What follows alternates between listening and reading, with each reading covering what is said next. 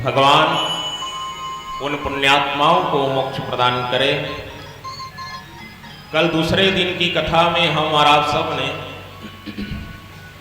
अंतिम में भगवान के परम भक्त ध्रुव जी की कथा को श्रवण किया है, जो 5 वर्ष की अवस्था में दृढ़ संकल्प लेकर के भगवान को प्राप्त करने के लिए गए और जिसकी इच्छा शक्ति प्रबल हो जाती है। किसी चीज को पाने के लिए जब आदमी विश्वास के साथ, पूर्ण विश्वास, आत्मविश्वास नहीं, आत्मविश्वास हो लेकिन अति आत्मविश्वास व्यक्ति को डुबो भी देता है। ध्रुव जी संकल्पित हैं, दृढ़ संकल्प हैं और एक नहीं 2 माताओं का आशीर्वाद लेकर के गए थे। जिनके सिर पर 2 माताओं का आशीर्वाद हो जाए, वो भक्ति के मार्ग पर जब जाता है तो उसके जीवन में, उसके मार्ग में कठिनाइयां नहीं आती। वस्तुतः व्यक्ति जब ज्ञान, भक्ति और वैराग्य को प्राप्त करने के लिए जाता है तो अनेकानेक कठिनाइयों का सामना करना पड़ता है। हनुमान जी जैसे संत जब शक्ति और भक्ति को तलाशने के लिए गए थे, माता सीता जो रावण के यहाँ शोक वाटिका में बैठी हुई है, भक्ति है, शक्ति है, और भक्ति और शक्ति को अन्वेषण करने के लिए जब हनुमान जी गए तो उनके रास्ते पर भी बहुत सारी बाधाएं आई। सबसे पहले तो मैनाक आकर के खड़े हो गया, उससे पार पाए तो सुरसा आकर के मुंह फैला करके खड़ी हो गई, मैं तुमको भोजन के रूप में ग्रहण करूंगी। हनुमान जी महाराज यथा शक्ति अपने विवेक का प्रदर्शन करते हुए उससे भी पार पा करके आगे निकले तो सामने में लंकनी नाम की राक्षसी भी बैठी हुई है पहरेदार बन करके, उसके साथ हनुमान जी का सामना हो गया। भगवान सुखदेव जी कहते हैं, राजा परीक्षित, जीवन में सत्संग चाहे जितना हो जाए, क्षण मात्र का सत्संग, हम तराजू के एक पड़ले पर संसार के समस्त भौतिक सुख सुविधाओं को रख दें। जितनी भी भौतिक सुख सुविधाएं हमारे और आप सबके जीवन में है, परिवार का सुख, पैसे का सुख, जमीन जायदाद का सुख, उन सब सुख को तराजू के एक पड़ने पर रखो और दूसरे पड़ने पर क्षण मात्र के सत्संग को रखेंगे तो भार किसका ज्यादा होगा?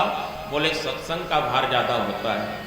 जिसको हनुमान जी ने लंकनी को कहा, बाबा तुलसीदास जी वर्णन करते हैं, तात स्वर्ग अपवर्ग सुख धरहि तुलाई कयंग, तूलन ताहि सकल मिली, जो सुख लो सतसंग। भगवान सुखदेव जी कहते हैं, राजन, क्षण मात्र का सत्संग व्यक्ति के जीवन को सुधार देता है। सत्संग करने के लिए यदि अवसर कहीं पर भी मिल जाए तो समय का हम सदुपयोग करें, क्योंकि बिना सत्संग के जीवन में विवेक नहीं आता और राम जी की कृपा जब होती है तभी सत्संग का लाभ मिलता है। ध्रुव जी महाराज अपने भाई उत्तम के मरने के बाद जो भीषण नरसंहार किया था, महाराज मनु के आकर के समझाने के बाद शांत हुए और राजपाट करके जब गया इस दुनिया से तो काल उसके सामने नतमस्तक होकर के खड़े हो गया और उस काल के सिर पर पैर रख करके ध्रुव जी भगवान के लोक पर गए थे। राजा परीक्षित गंगा के किनारे बैठा हुआ भगवान सुखदेव जी से प्रश्न करते हैं, कहा, गुरुदेव, ध्रुव के जाने के बाद उसके वंश में कौन कौन राजा हुए? उनके वंश का वर्णन मैं सुनना चाहता हूं। भगवान सुखदेव जी इस प्रश्न का उत्तर दे रहे हैं और कहते हैं, कहा, राजन देखो, संसार में व्यक्ति को बिगाड़ने का 4 साधन होता है। एक होता है रूप, दूसरा होता है यौवन, तीसरा होता है संपत्ति और चौथा होता है बड़ा पद। ये 4 चीजें जिसके जीवन में आ जाती है वो व्यक्ति बिगड़ जाता है। ज्यादा रूपवान यदि व्यक्ति हुआ तो बिगड़ेगा जरूर, क्योंकि सौंदर्य का घमंड, मैंने शुरू दिन बताया था, पांडवों का जब पतन हुआ तो सबसे पहला पतन किसका हुआ था? सहदेव का हुआ था, क्योंकि सबसे ज्यादा सुंदर दिखता था। भगवान ने सबको अलग अलग रूप श्रृंगार दिया है माई बाप, किसी को गोरा बनाया, किसी को काला बनाया, किसी को हिष्ट पुष्ट बनाया है, लेकिन जो सुंदर होते हैं वो अपने सुंदरता का अहंकार ज्यादा करते हैं। ये व्यक्ति को बिगड़ने में बहुत बड़ा माध्यम बन जाता है। उसके बाद बताया यौवन, जवानी जब आ जाती है वो जवान आदमी ऑटोमेटिक बिगड़ जाता है जब तक उसके जीवन में सत्संग नहीं आएगा। और मैंने सो दिन कहा था, लोग कहते हैं कि भागवत कथा सुनना, राम कथा सुनना ये बुजुर्गों का काम है, जिनका कोई काम नहीं वो कथा में जा करके बैठे। हम तो जवान हैं, हम क्यों कथा सुनेंगे। तो कथा जो है युवान जो भटके हुए हैं उसको सही रास्ता दिखाने का एक माध्यम बनता है। और युवा जब बिगड़ जाए तो उसको सत्संग में ला करके बैठाना ज्यादा जरूरी है। आज परिवार में भी देखते हैं, कई परिवार ऐसे हैं जहाँ के बच्चे संस्कार से विहीन हो गए हैं। घर में धर्म ग्रंथ रखा हुआ है लेकिन उसको खोल करके भी नहीं देखते, अध्ययन नहीं करते, पूर्णतः नास्तिक जीवन जीते हैं। कई ऐसे बालक हैं, जवान हैं। तो यौवन जिसके जीवन में आ जाती है, जवानी जिसके जीवन में आती है, वो व्यक्ति बिगड़ जाता है। तीसरा चीज भगवान सुखदेव जी ने बताया कि संपत्ति, देखो संपत्ति भी व्यक्ति को बिगाड़ने में बहुत बड़ा योगदान देता है साहब। कैसे?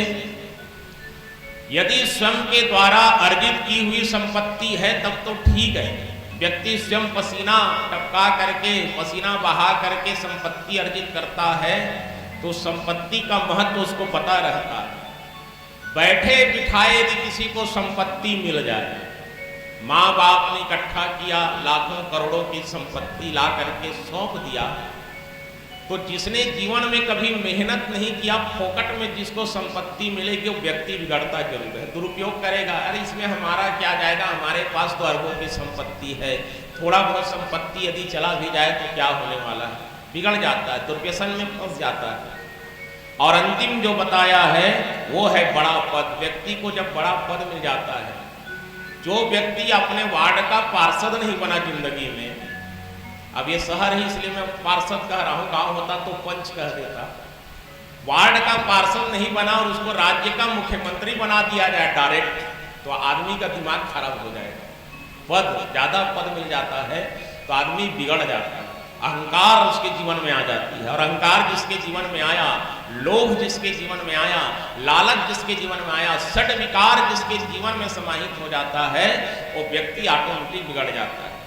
और ये चार चीजें जो हैं हमारे और आप सबके जीवन में षड विकारों को प्रवेश कराता है। काम, क्रोध, लोभ, मोह, मद, मत्सर, अहंकार, ये 6 चीजें व्यक्ति को बिगड़ने में बहुत साथ देता है। भगवान सुखदेव जी कहने लगे, कहा राजन, ध्रुव जैसा भगवान के गोद में बैठा हुआ भक्त के राजा के जाने के बाद ध्रुव के वंशज जो हुए हैं उसका एक बेटा हुआ जिसका नाम है अंग। अंग तो कुछ हद तक धर्मात्मा राजा था, लेकिन महाराज अंग के जाने के बाद उसका बेटा हुआ बेन। अंग का बेटा बेन, ये बड़ा उपद्रव हो गया, उदंड हो गया, क्योंकि एकदम सहज भाव से संपत्ति मिली, राजा का पद मिला, और इतना उदंड था, इतना अत्याचारी था, जो संत महात्माओं का निरादर करने वाला था। जब वेन की मृत्यु हुई तो वेन की जब मृत्यु हुई तो उसके शरीर का मंथन किया गया। अब देखिए, हम दूध को जमाते हैं, दही बनाते हैं और दही को फिर मंथन करते हैं, लेकिन यहां पर एक व्यक्ति के शरीर का मंथन किया जा रहा है। मरने के बाद महाराज वेन के शरीर का मंथन अब किससे मथे होंगे? तो वेद मंत्रों के द्वारा यज्ञाचार्यों को बुला करके महाराज वेन के शरीर का मंथन किया गया। तो पहले कहाँ मंथन किए? कमर के नीचे का भाग का जब मंथन किया गया तो वहां से काला पुरुष प्रकट होता है। भगवान सुखदेव जी कहने लगे, कहा राजन, ये काला पुरुष कौन है जानते हो? यही पाप है। व्यक्ति के कमर के नीचे के भाग में पाप ज्यादा समाहित होता है, पाप कर्म इधर ही से प्रारंभ होता है। इसलिए महाराज वेन के नीचे का भाग जब मंथन किया गया तो एक काला पुरुष प्रकट हुआ जिसको पाप कहा जाता है। और उसके बाद जब पाप निकल गया, देखिए जीवन में पुण्य कब आता है? सत्संग कब आता है? जब हमारे अंदर से षड्विकार या पाप बाहर जाते हैं तब। जैसे हनुमान जी ने लंकनी को एक मुष्टिका का प्रहार किया। मुष्टिका एक महाकपिहनि रुधिर दमन धर्मनि खनमनि, और जैसे खून की उल्टी की है, उल्टी करने के बाद पृथ्वी पर गिरती है तो सत्संग के रास्ते पर चलती है। महाराज वेद के ऊपर का भाग जब मंथन प्रारंभ हुआ, दोनों भुजाओं का जब मंथन किया गया तो वहां से एक दिव्य पुरुष प्रकट हुआ जिसको कहते हैं पृथु महाराज। बोलिए भगवान पृथु महाराज की जय। पृथु महाराज महाराज वेद की भुजाओं से प्रकट हुआ।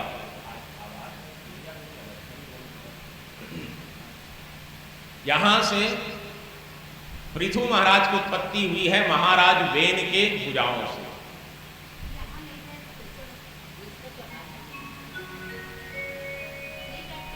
और ये पृथु महाराज भगवान के भक्त ध्रुव के वंश का एक राजा हुआ।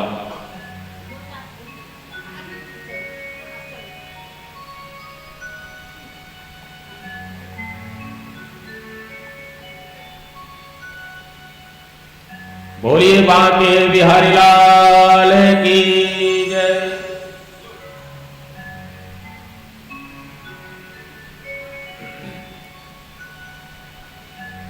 बोलो श्री राम जय राम जय जय राम।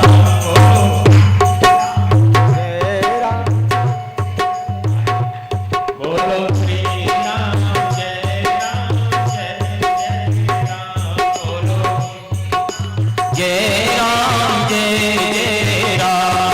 बोलो श्री राम जय राम जय जय राम। बोलो श्री राम जय राम जय जय राम।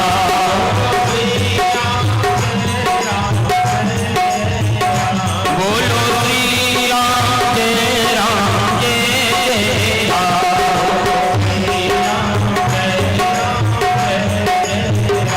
बोलो श्री राम जय राम जय जय राम।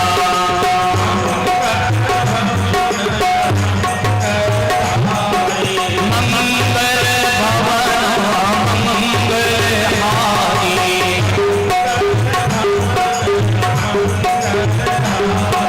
मंगल भवन मंगलहारी।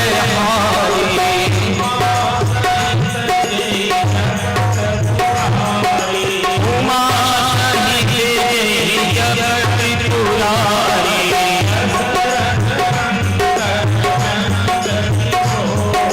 दशरथ नंदन जनक किशोरी।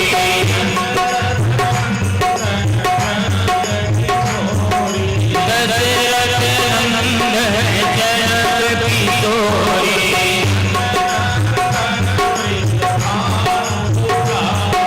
नंदन विद्वान दुलारी।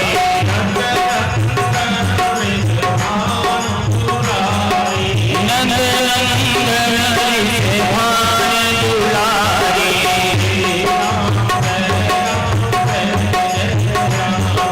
श्री राम जय राम जय जय राम।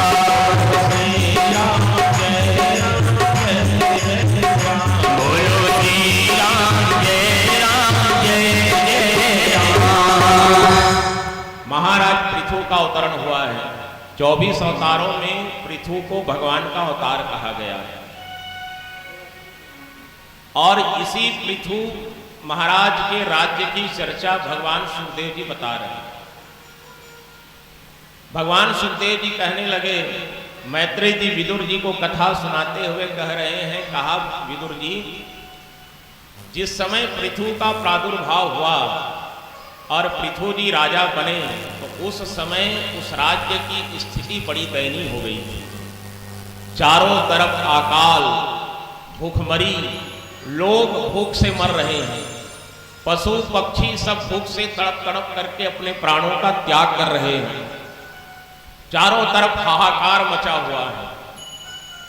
महाराज पृथु विचार करते हैं, साहब मैं तो अभी अभी इस देश का राजा बना हूं और मुझसे ऐसा कौन सा अपराध हुआ है जिसके कारण मेरे राज्य में इस प्रकार की प्राकृतिक आपदाएं आ रही हैं। मेरे राज्य के लोग भूख से मर रहे हैं, यहाँ के पशु पक्षी भूख से मर रहे हैं। विचार करने पर विवश हो गया महाराज पृथु, और विचार करते करते क्या करते हैं, क्रोध से भरा और सीधा सीधा दोषारोपण किसके ऊपर कर दिए, पृथ्वी के ऊपर, धरती के ऊपर, कि ये धरती जिस पर मेरा राज्य बसा हुआ है, यहाँ अकाल पड़ गया है, मेरे देश के, मेरे राज्य के प्रजा भूख से मर रहे हैं, इसमें इस पृथ्वी का पूरा पूरा अपराध, इसलिए इस पृथ्वी को ही मैं मार डालूंगा। ये सोच करके महाराज पृथु जो है पृथ्वी को मारने के लिए दौड़ पड़ता है। और जैसे ही महाराज पृथ्वी दौड़ते हैं, तो ये महाराज पृथु जब दौड़े पृथ्वी को मारने के लिए, तो ये पृथ्वी जो है गौ माता का रूप धारण कर लेती है। बोलिए गौ माता की जय। और जब जब पृथ्वी पर संकट पड़ा है साहब, तब तक पृथ्वी गौ माता का ही रूप धारण करती है। राम कथा में भी जब रावण का अत्याचार बढ़ा, जब पृथ्वी उसके अत्याचार से अकुला गई, तो उस समय भी गौ का रूप धारण करके रुदन करती है। द्वापर युग में जब कंस का अत्याचार बढ़ा, तब पर भी पृथ्वी गौ का रूप धारण करती है। और आज महाराज पृथु जब क्रोध से भर गया, पृथ्वी को मारने के लिए दौड़ा, तो यही पृथ्वी जो है गौ का रूप धारण कर लेती है। और शास्त्र कहता है साहब कि गाय को कभी मत मारो, गाय की पूजा करो, क्योंकि गाय में समस्त 33 कोटि देवताओं का वास रहता है, लक्ष्मी नारायण भगवान का वास रहता है गौ माता में। इसीलिए गाय के गोबर का प्रयोग करते हैं पूजा पाठ में, गौरी गणेश उसी से बनाते हैं। कोनो नहीं के हुई जात एक आठ बैला या भैंस का गोबर लावे गौरी गणेश बनावे, गाय का ही गोबर, गाय का दूध, गाय का दही, गाय का घी, गौमूत्र, इन सबसे पंचगव्य बना करके ठाकुर जी का स्नान भी कराते हैं। गौमूत्र से भी ठाकुर जी का स्नान होता है। घर में कोई भी शुभ काम होता है तो गौ माता के गोबर से ही जगह को पहले शुद्ध किया जाता है। जब तक गाय के गोबर से लेपन नहीं होता, जगह शुद्ध होने वाला नहीं है। और गौ माता की आज की जो स्थिति है वर्तमान समय में भारत में, जहां पर सनातनी लोग रहते हैं, हम सनातनी लोग हैं, सनातनों का जो धर्म कहता है गौ माता हमारी आराध्य देवी है, वो गौ माता की स्थिति आज के समय में भारतवर्ष में कैसी हो गई। शहरों में देखोगे तो गौ माता गलियों में घूम रही है, पॉलीथीन गंदगी में जो पड़ा हुआ उस पॉलीथीन को खाती है, और खाने से उसके पेट में जो विकार पैदा होता है उससे गौ माता मर रही है। ये तो शहर की बात हो गई, क्योंकि यहाँ पर चारा भूसा तो कम मिलता है, लेकिन गाँव में भी इससे बदतर स्थिति हो गई है।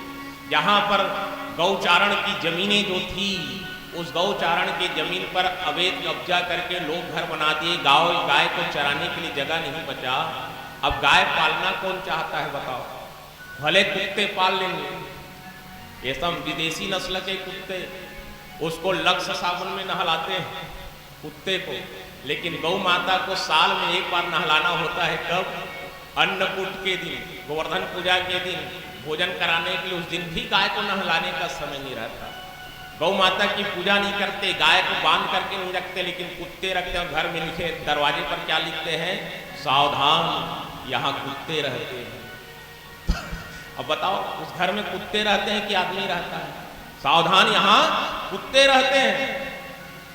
देखो, और जिस घर के दरवाजे पर वो लिखा रहेगा, वहां तो पता नहीं इंसान रहता है कि नहीं रहता, आई डोंट नो, लेकिन लिखा तो वही है, कुत्तों से सावधान। अब बताइए, जहां सनातनियों के घर के सामने क्या लिखा रहना चाहिए? शुभ लाभ लिखा रहना चाहिए, स्वास्तिक का चिन्ह बना रहना चाहिए। एक बार बनाते हैं दीपावली में, अगले त्योहार में उसको पोते, उसके बाद भूल जाते हैं। लेकिन रावण का छोटा भाई विभीषण, लंका के नगर में रहने वाला विभीषण के घर के सामने भगवान राम के आयुध छपे हुए हैं। रामायुध अंकित गृह, शोभा बरनी न जाई, नौ तुलसी का वृंद तह, देखी हर्ष कपिराई। उस विभीषण के घर के आंगन भगवान राम के आयुध हैं, तुलसी का पौधा आंगन पर है, जिसको देख करके हनुमान जी को प्रसन्नता आ गई। और उसी लिए भगवान सुखदेव जी ने कहा, राजन, गौ जो है अवध्या है, उसको मारना नहीं चाहिए। गौ हत्या का दोष, मैंने शुरू दिन कहा था, ब्रह्म हत्या, गौ हत्या, बाल हत्या का दोष जिसके ऊपर लगता है वो घोर नरक में जाकर के गिरता है। और ऐसे गौ माता को मारने के लिए कौन दौड़ा? महाराज पृथु, जिसको भगवान का अवतार कहा गया है। और भगवान के अवतारी महाराज पृथु गौ माता को मारने के लिए, पृथ्वी को मारने के लिए दौड़ पड़ता है। तो गौ माता जो है, पृथ्वी जो गौ का रूप धारण करके खड़ी हुई है, वो कहती है कि राजन, मुझे मारने से आपको कुछ मिलने वाला नहीं है। ये बताओ कि आपके राज्य में जो अकाल पड़ा उसमें मेरा क्या दोष है? मैं तो पृथ्वी हूं, पानी गिरेगा, आसमान से जब पानी बरसेगा तब तो मैं फसल को उत्पादित कर सकती हूं। अब पानी ही नहीं गिरेगा तो मुझ में फसल कैसे होगा? और फसल नहीं होगा तो आपके राज्य के नागरिक तो भूख से मरेंगे, इसमें मेरा कोई दोष नहीं है। माता पृथ्वी कहती है, गौ माता कहती है, राजन, यदि आप अपने राज्य की स्थिति को सुधारना चाहते हो ना, तो आपको यज्ञ करने की आवश्यकता है। क्योंकि आपके पहले जो राजा बने थे, कौन? वेन, जिसके द्वारा आपका प्रादुर्भाव हुआ है, वो वेन के पाप कर्मों के कारण ही आपके राज्य में स्थिति पैदा हुई। इसलिए आपको यज्ञ के द्वारा उस पाप को पुण्य में परिवर्तित करना पड़ेगा। ऐसे कह करके गौ का रूप धारण के पृथ्वी जो है, राजा पृथु को आदेशित करते हैं और धरती की वंदना करते हुए, माता पृथ्वी को प्रणाम करते हुए महाराज पृथु यज्ञ करने की तैयारी करते हैं। तो आइए हम और आप सब मिलकर के हमारी जन्मभूमि माता पृथ्वी की वंदना कर देते हैं। बोलिए पृथ्वी मैया की जय। तोला बंदती होगी निरालो, मोर धरती मैया जय हो तो, मोर छैया मैया जय हो तो।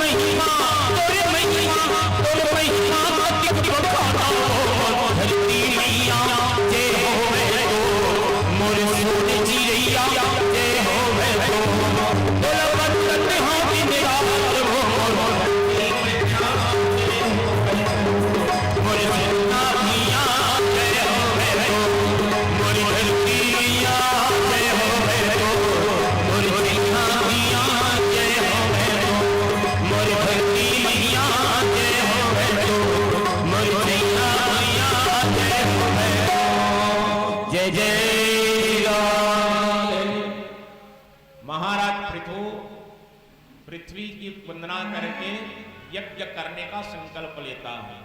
कौन सा यज्ञ? अश्वमेध यज्ञ। 100 अश्वमेध यज्ञ करने का संकल्प महाराज पृथु ने लिया और यज्ञ प्रारंभ हुआ है। यज्ञाचार्य के रूप में सनकादिक ऋषियों का आगमन हुआ। जितने ऋषि हैं, महापुरुष हैं, सबको आमंत्रित किया गया और सुंदर यज्ञशाला सजा करके यज्ञ प्रारंभ हुआ। क्रमशः यज्ञ करते करते करते करते 99 यज्ञ पूर्ण होने वाला है। और ऐसा कहा जाता है, भगवान सुखदेव जी कहने लगे, कहा राजन, जिसका 100 अश्वमेध यज्ञ पूर्ण हो जाता है वो सीधा इंद्रासन को प्राप्त करता है। 99 अश्वमेध यज्ञ पूर्णता की ओर है। 100 अश्वमेध यज्ञ यदि पूर्ण होता तो इंद्र बन जाता। इसलिए इंद्र को संशय हो गया, डर हो गया कि यदि इसका 100 अश्वमेध यज्ञ पूर्ण होगा तो मेरा पद जाने वाला है, ये इंद्र बन जाएगा। इसलिए क्या किया, 99 यज्ञ जब चल रहा था तो उस अश्वमेध में जो घोड़ा छोड़ा जाता है उस घोड़े को इंद्र ले जा करके छुपा दिया। देखो, सब देवी देवता में जितने देवता है ना, उसमें इंद्र सबसे खतरनाक एकदम। किसी परीक्षा लेना है, किसी यज्ञ में बाधा डालना है तो ये इंद्र आगे रहता, क्योंकि मैं देवेंद्र हूं। और जब चढ़ाई करते थे दैत्य लोग ना, तो सबसे पहले यही भागता था। हाँ, सब चीज में आगे और भागने में भी आगे, ये इंद्र का काम है।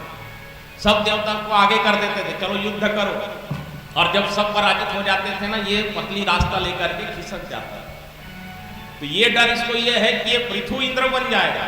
कुर्सी को सबको है साथ, है ना, जिसको कुर्सी मिल जाए कुर्सी छोड़ता कहाँ।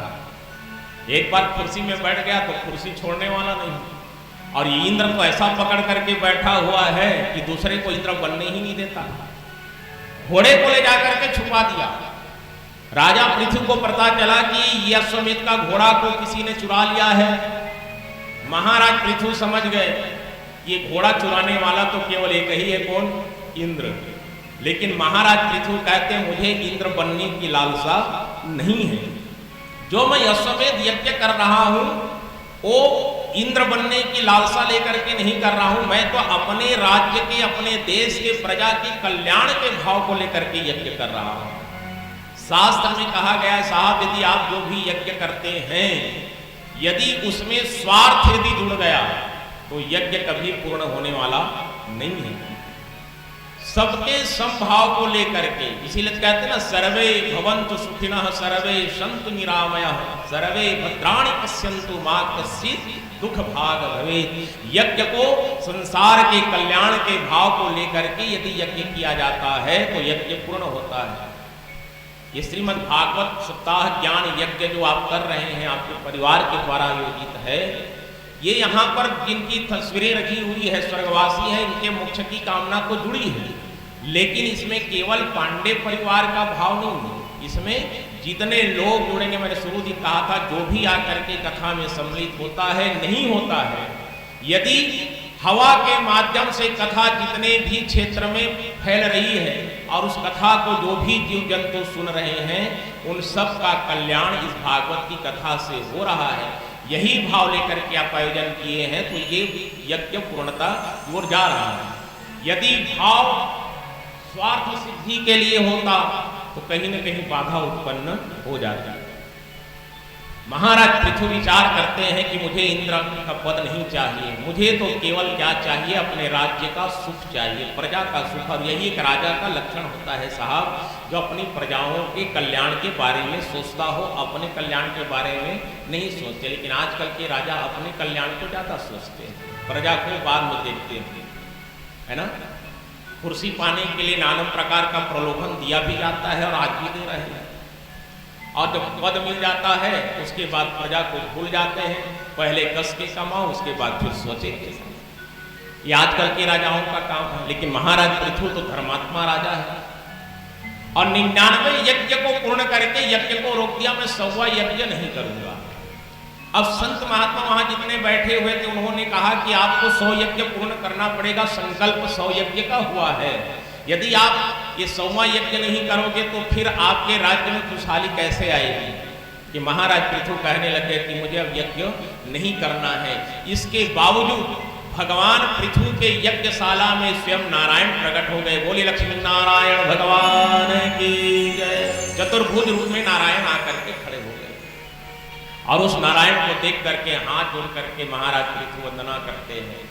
सशंख चक्रम सकिरीट कुंडलम सपित वस्त्रम सरे भक्षणम संहार वक्षस्थल कौस्तुभम श्री लक्ष्मी नारायण। चार भुजा में धारण करके शंख चक्र गदा पद्म धारण किए हुए भगवान नारायण जब प्रकट हुए, समस्त ऋषिगण खड़े होकर के भगवान की वंदना करते हैं, प्रार्थना किए, प्रणाम किए। महाराज पृथु हाथ जोड़ करके खड़े हो गया और कहने लगे, कहा भगवान मेरा तो जीवन धन्य हो गया, मैं तो केवल 99 यज्ञ किया है और आप प्रकट हो गए। भगवान कहते हैं राजन आपका ठीक है 100 यज्ञ पूर्ण नहीं हुआ, 99 यज्ञ को आपने सात्विक भाव से किया है, सर्वजन हिताय सर्वजन सुखाय के भाव से जो आपने किया है, उस 99 यज्ञ के द्वारा ही प्रसन्न हो गया। मांग लो क्या चाहते हो। महाराज पृथु कहने लगे, कहा प्रभु साक्षात आपका दर्शन हो गया तो और किस चीज की लालसा है जीवन में। हमारे और आप सबके सामने भगवान आकर के खड़े हो जाएंगे तो और कुछ चीज मांगेंगे क्या? जिसको भगवान का स्वयं दर्शन हो जाए वो व्यक्ति यदि और किसी चीज को मांगे तो फिर उससे मूर्ख व्यक्ति तो दुनिया में कोई नहीं हो सकता। मैंने शुरू दिन भी कहा था, कथा चल रही, हो सकता है गोपाल जी इस मूर्ति से निकल करके वहीं पर आकर के खड़े हो जाए और लीना दीदी से कहे, लीना मैं प्रसन्न हूं मांग लो। तो लीना दीदी क्या मांगेगी? बताओ क्या मांगेगी? अब उसका दर्शन हो गया तो फिर उसके बाद मांगने की क्या आवश्यकता है? यही कहेंगे ना कि भगवान आपकी कथा करा रहे हैं, सबका कल्याण हो जाए, यही दे दो, इससे अब कुछ नहीं उनको नहीं चाहिए। अब उसी के सामने पहले जाएगी कि दौड़म भाग में तो वही लगी है, हार लाने के लिए तो वही गई थी। अभी बोलो वृंदावन बिहारी लाल की है। जो जैसा जैसा काम कर रहा है भगवान सबको देख रहे हैं, है ना? हाँ, चित्रगुप्त भी देख रहे हैं, ऊपर में बैठ करके लिख रहे हैं। भागवत चल रही है, कौन सो रहा है, एकदम एंट्री हो गया है। कितने मिनट सोया वो भी एंट्री है। हाँ, सबका लिख रहा है और मेरे बारे में भी लिख रहे हैं, कहाँ पे महाराज गलत बोला है, जाऊंगा तो वहां बताएंगे। हाँ महाराज, जैतू साव मठ में कथा हुई थी ना एक बार, पांडे परिवार में हो, तो वहाँ दूसरे दिन या तीसरे दिन कथा में ये गलत बोले हो, इसको सजा दो, वहां ले जाकर सबके बारे में लिख रहे हैं। भगवान सब देखते अंतर्यामी है। महाराज पृथु से भगवान ने कहा कुछ भी मांगो हम देने के लिए तैयार हैं। तो देखिए महाराज पृथु क्या मांगते हैं, भगवान मुझको ना तो काय मोक्ष चाहिए, जैसे भरत जी कहते हैं प्रयागराज से, अर्थ न धर्म न काम रुचि गति न चाहूं निर्वाण, जन्म जन्म रति राम पद यह वरदान नयान। भरत जी कहते हैं प्रयागराज से कि हे प्रयागराज मुझको अर्थ नहीं चाहिए, धर्म नहीं चाहिए, काम नहीं चाहिए, यहाँ तक कि मोक्ष की कामना मैं नहीं करता। यदि आप देना चाहते हो तो इतना कर दो कि मेरा जीवन भर अनुराग मेरे राम जी के चरणों पर लगा रहे। आज वही बात भगवान पृथु नारायण से कह रहे हैं कि प्रभु मुझे जीवन में कुछ नहीं चाहिए, मैं कामना नहीं करता, अर्थ को नहीं चाहता, काम की वासना की, मोक्ष का भी कामना मेरे जीवन में नहीं है। यदि आप देना चाहते हो ना तो मुझको 10,000 कान दे दो। बोलो भक्तवत्सल भगवान की जय। 10,000 कान। भगवान कहने लगे, कहा राजन मैंने 2 कान दिया है लोगों को, उसका तो सदुपयोग नहीं कर पाते, तो आप 10,000 कान लेकर के क्या करोगे? तो महाराज पृथु कहने लगे, कहा प्रभु इन 2 कानों से आपकी कथा को सुनता हूं ना तो मुझको तृप्ति नहीं होती।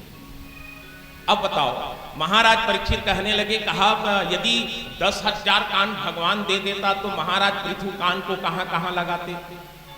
शरीर में कोई जगह बचता 10,000 कान लगाने के लिए?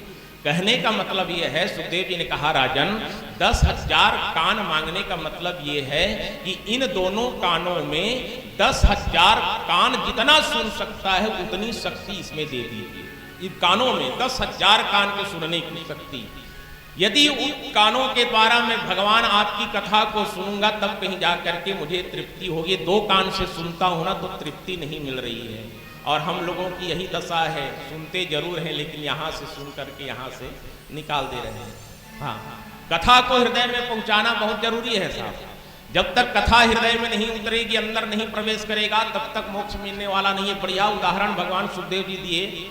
एक मूर्तिकार है जो पीतल की मूर्ति बनाता है, और पीतल की मूर्ति बनाया, दोनों एकदम हूबहू मूर्ति है, और ले जा करके बाजार में रख दिया बेचने के लिए। और कीमत रखा क्या? एक मूर्ति की कीमत रखा 1000 रुपया, और एक मूर्ति की कीमत रखा 1 लाख रुपया। अब सोचो कितना अंतर है। और मूर्ति दोनों बराबर, एकदम सेम, एक ही भगवान की मूर्ति है, नाक नक्शा सब बराबर है, लेकिन कीमत में अंतर है।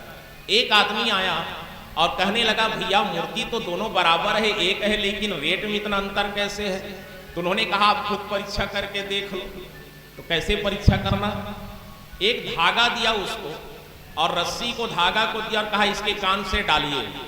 तो पहले 1000 रुपये की कीमत की जो मूर्ति है, उसके इस कान से धागा को डाला तो धागा दूसरे कान से बाहर निकल गया। अच्छा, उसके बाद 1 लाख रुपए की जो मूर्ति है, उसके कान में डाला तो धागा यहां से नहीं निकला, कहां गया? सीधा अंदर चला गया। वो आदमी कहता, ये कैसे हुआ?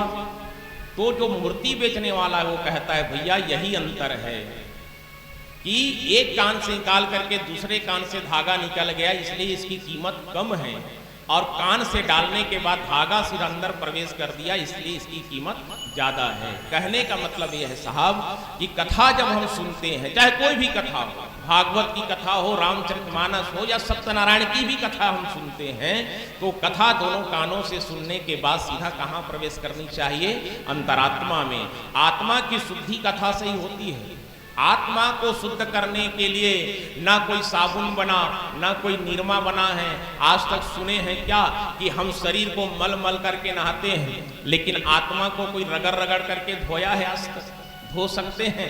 क्योंकि आत्मा को हम तो देख ही नहीं पाए हैं, तो धोएंगे कहां से? आत्मा की शुद्धि कैसे होती है? केवल सत्संग के माध्यम से। भगवान की कथा जब अंदर प्रवेश करेगी, तभी वो आत्मा शुद्ध होता है। मैंने शुरू दिन कहा था ना, यावत स्वस्थम हयम देहो यावत मृत्युस्य दूरतः तावत आत्महितम कुर्यात प्राणांते किम करिष्यति।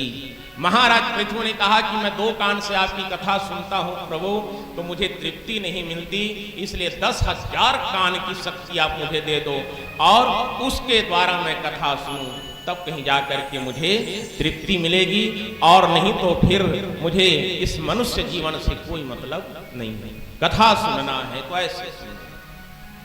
आज से हम नारायण के अवतार महाराज पृथु भगवान नारायण से यही वरदान मांग रहे, कथा सुनने का वरदान। मैंने शुरू दिन कहा था साहब कि मनुष्य का शरीर जो हमें और आपको मिला है, बड़ा दुर्लभ शरीर है, जिस शरीर को पाने के लिए देवता भी तरसते हैं। क्यों? देवता जानते हैं कि यदि भगवान की कथा सुनी जा सकती है तो कहाँ? मृत्यु लोक में ही सुनी जा सकती है। और विशेष करके कलयुग में भगवान के नाम का ही एक आश्रय है जो हम जैसे लोगों को भवसागर से पार करा सकता है। केवल एक नाम, कलयुग समयुग आन नहीं, जो नर कर विश्वास काई, राम गुण गण में भव बिनो तरहि प्रयास। बिना प्रयास के ही इस भवसागर से पार हुआ जा सकता है, केवल राम का नाम लेने से, कृष्ण का नाम लेने से। इसीलिए हर बार राम राम कहते रहिए। सुबह उठते ही हाय हेलो को छोड़िए, राधे राधे कहिए, बोलो वृंदावन बिहारी लाल की जय। हम लोग मोबाइल पकड़ते हैं तो ऐसे बोलते हैं ना, सीधा सीधा हेलो राधे राधे बोले, लेकिन नहीं होता महाराज, क्या करेंगे? 1-2 बार बोलेंगे, उसके बाद खत्म है।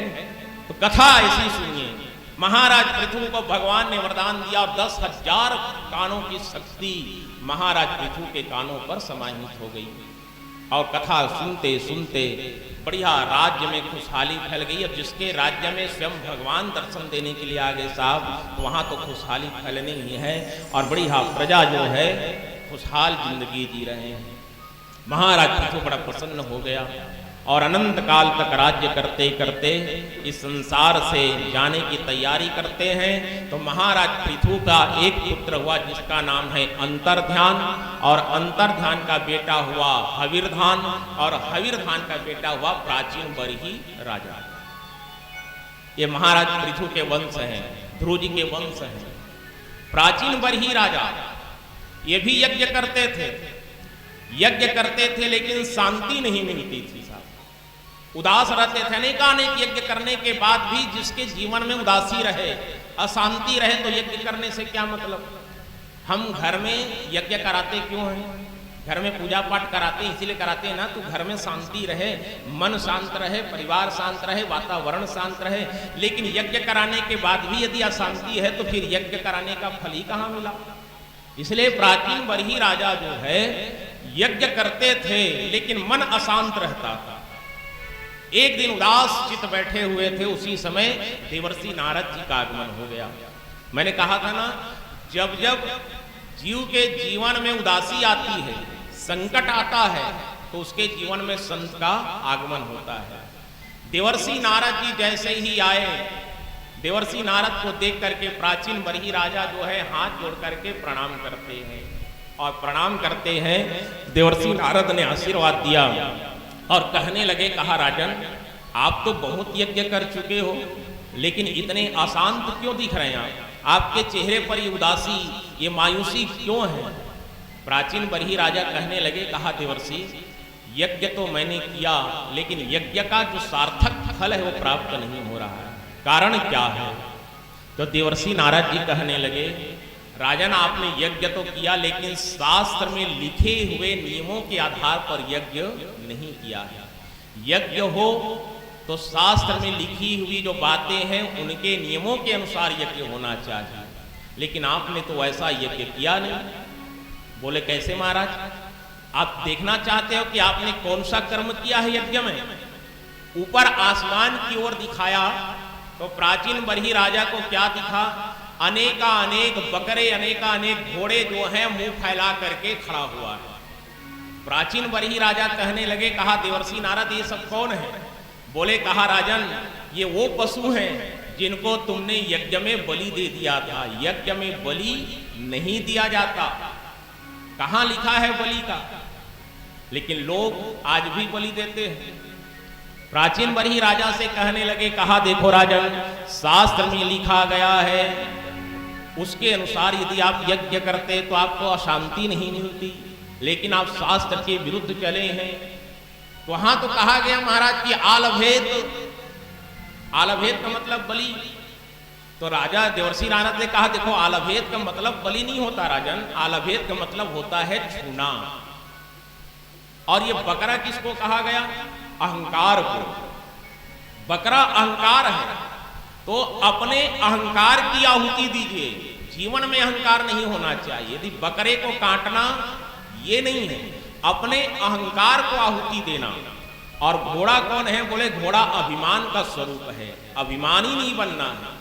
यदि आप कोई अच्छा कर्म करते हैं, आपके पास धन दौलत संपत्ति है, विद्या है, ज्ञान है, तो अभिमान भी नहीं होना चाहिए। तो अपने अहंकार और अपने अभिमान की बलि देने की बात कही गई है, किसी पशु की बलि देने की बात नहीं कही गई है। और आपने तो अनेक बकरों की बलि दे दिया, अनेक घोड़ों को काट दिया। इसी के कारण आपको यज्ञ करने के बाद भी शांति नहीं मिलेगी। देखो कितना सुंदर बात बताया। नारद जी कहते हैं, श्रूयताम धर्म सर्वस्व श्रुताम चेवार्तताम आत्मना प्रतिकूलानि परेशान न समाचरेत। जब एक डॉक्टर हमको इंजेक्शन लगाता है तो हमको दर्द होता है कि नहीं होता है? शरीर में यदि चोट पहुंचे तो दर्द की अनुभूति हो जाती है। तो आप बताओ, किसी जीव को आप मारेंगे तो उसको कितनी पीड़ा हुई होगी। लोग बलि दे देते हैं। भगवान सुखदेव जी कहने लगे, कहा राजन, देवर्षि नारद प्राचीन बरही से कहते हैं, परहित सरीस धर्म नहीं भाई, पर पीड़ा सम नहीं अधमाई। दूसरे का कल्याण करने के समान कोई दूसरा धर्म नहीं हो सकता, और दूसरे को कष्ट देने के समान बड़ा कोई पाप नहीं हो सकता। दूसरों का आप हित करेंगे, कल्याण करेंगे, तो इससे बड़ा धर्म और कोई नहीं है। और दूसरे को आप सताओगे, कष्ट दोगे, पीड़ा दोगे, तो इससे बड़ा भी पाप कोई नहीं है। अब आदमी देखो, हम कलयुगी मानव हैं, और कलयुग के मानव जो है पाप कर्म करने के लिए जल्दी आगे बढ़ता है और पुण्य कर्म करने के लिए पीछे हट जाता है। प्राचीन बरही राजा को देवर्षि नारद समझा रहे हैं, कहा राजन देखो, जब तुम यज्ञ में बलि देना बंद करोगे तभी आपको शांति मिलेगी, और ना मिलने वाली नहीं। संस्कृत में जो श्लोक लिखा गया है धर्म ग्रंथों पर, उसके अर्थ को सही तरीका से समझ करके ही उसके अनुसार कर्म करना चाहिए। संस्कृत में अनेक प्रकार के शब्द हैं। अहिंसा परमो धर्मः, ये वेद शास्त्र कहता है कि अहिंसा परम धर्म है। किसी की हिंसा मत करिए, किसी को मारिए मत, और आप जीव हत्या कर करके यज्ञ कर रहे हैं। नारद जी कहने लगे देखो, एक जगह शास्त्र में लिखा है प्रस्थ कुमारिका मांसम आने। एक गुरु जी ने अपने शिष्य को कहा प्रस्थ कुमारिका मांसम आने, जाओ और कुमारिका का मांस लेकर के आओ। अब गुरु जी कह दिए शिष्य को, शिष्य कहे क्या करेंगे? बोले उससे मैं दवाई बनाऊंगा। संस्कृत में है प्रस्थ कुमारिका मांसम आना है, जाकर के कुमारिका मांस लेकर के आओ, मैं औषधि बनाऊंगा। अब वो शिष्य सोच में पड़ गया, प्रस्थ माने जाओ तो समझ आ गया, कुमारिका माने कुंवारी, ये कुंवारी लड़की को ला कर मंगा रहे हैं, इसका दवाई कैसे बनाएंगे? कुमारी लड़की का मांस, इससे क्या दवाई बनाएंगे? अब वो शिष्य खड़ा रह गया।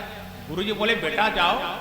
बोले गुरुदेव ये 2-3 शब्द तो समझ आ गया कि प्रस्थ है ना, मांसम आने, मांस लेकर के आओ, लेकिन ये कुमारिका मैं समझ नहीं पाया कि कुंवारी लड़की का मांस से आप दवाई कैसे बनाओगे? गुरुजी ने कहा बेटा ये कुमारिका का अर्थ कुंवारी लड़की से नहीं है। कुमारिका मतलब एक औषधि का नाम है संस्कृत में, जिसको हम घृत कुमारी कहते हैं। ग्वार पाठा एक दवाई आती है, औषधि आती है, उसको लेकर के आओ तब मैं दवाई बनाऊंगा। तो तब वो शिष्य समझा, अरे बाप रे, देखो अर्थ कैसा है, समझने में फेर हो जाता है। उसी लिए जब यज्ञ कराते हैं तो ऐसे याज्ञिक के द्वारा, ऐसे आचार्य के द्वारा यज्ञ कराओ जो उस मंत्र का उच्चारण शुद्ध करे और उसके भाव को समझ करके यज्ञ को संपन्न करे। यज्ञ तो करने वाले बहुत हैं, लेकिन उच्चारण की भी शुद्धता मायने रखती है। वेद शास्त्र में यदि वेद मंत्र का पठन पाठन किया जा रहा है तो उच्चारण शुद्ध हो। एक शब्द का यदि अंतर होता है तो अर्थ का अनर्थ हो जाता है। एक और बढ़िया उदाहरण दिया। एक गांव में एक किसान था, सबसे बड़ा किसान था, कई एकड़ की जमीन है उसके पास, लेकिन उस व्यक्ति की दिनचर्या क्या थी? जैसे उसकी पत्नी खाना बनाती और भोजन बनाने के बाद में चावल को ऐसे पकने के बाद क्या करते हैं? पसाते हैं। अब तो कुकर वाला जमाना है, तो वो जो गर्म पानी जो निकलता था उसको क्या बोलते हैं? क्या बोलते हैं? पेज। छत्तीसगढ़ी में पेज है। अब वो आदमी क्या करता था, उसको मान कहा जाता है।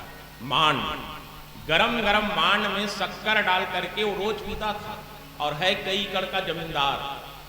रोज दिनचर्या है, जब तक उसको नहीं पीता उसको शांति नहीं मिलती थी। एक दिन की बात, उसके घर में बहुत सारे लोग बैठने के लिए आ गए, बैठक में बैठे हैं, और बैठक में बैठे हुए थे तो उसकी पत्नी चावल पकाई, मान जब तैयार हुआ, शक्कर मिलाई।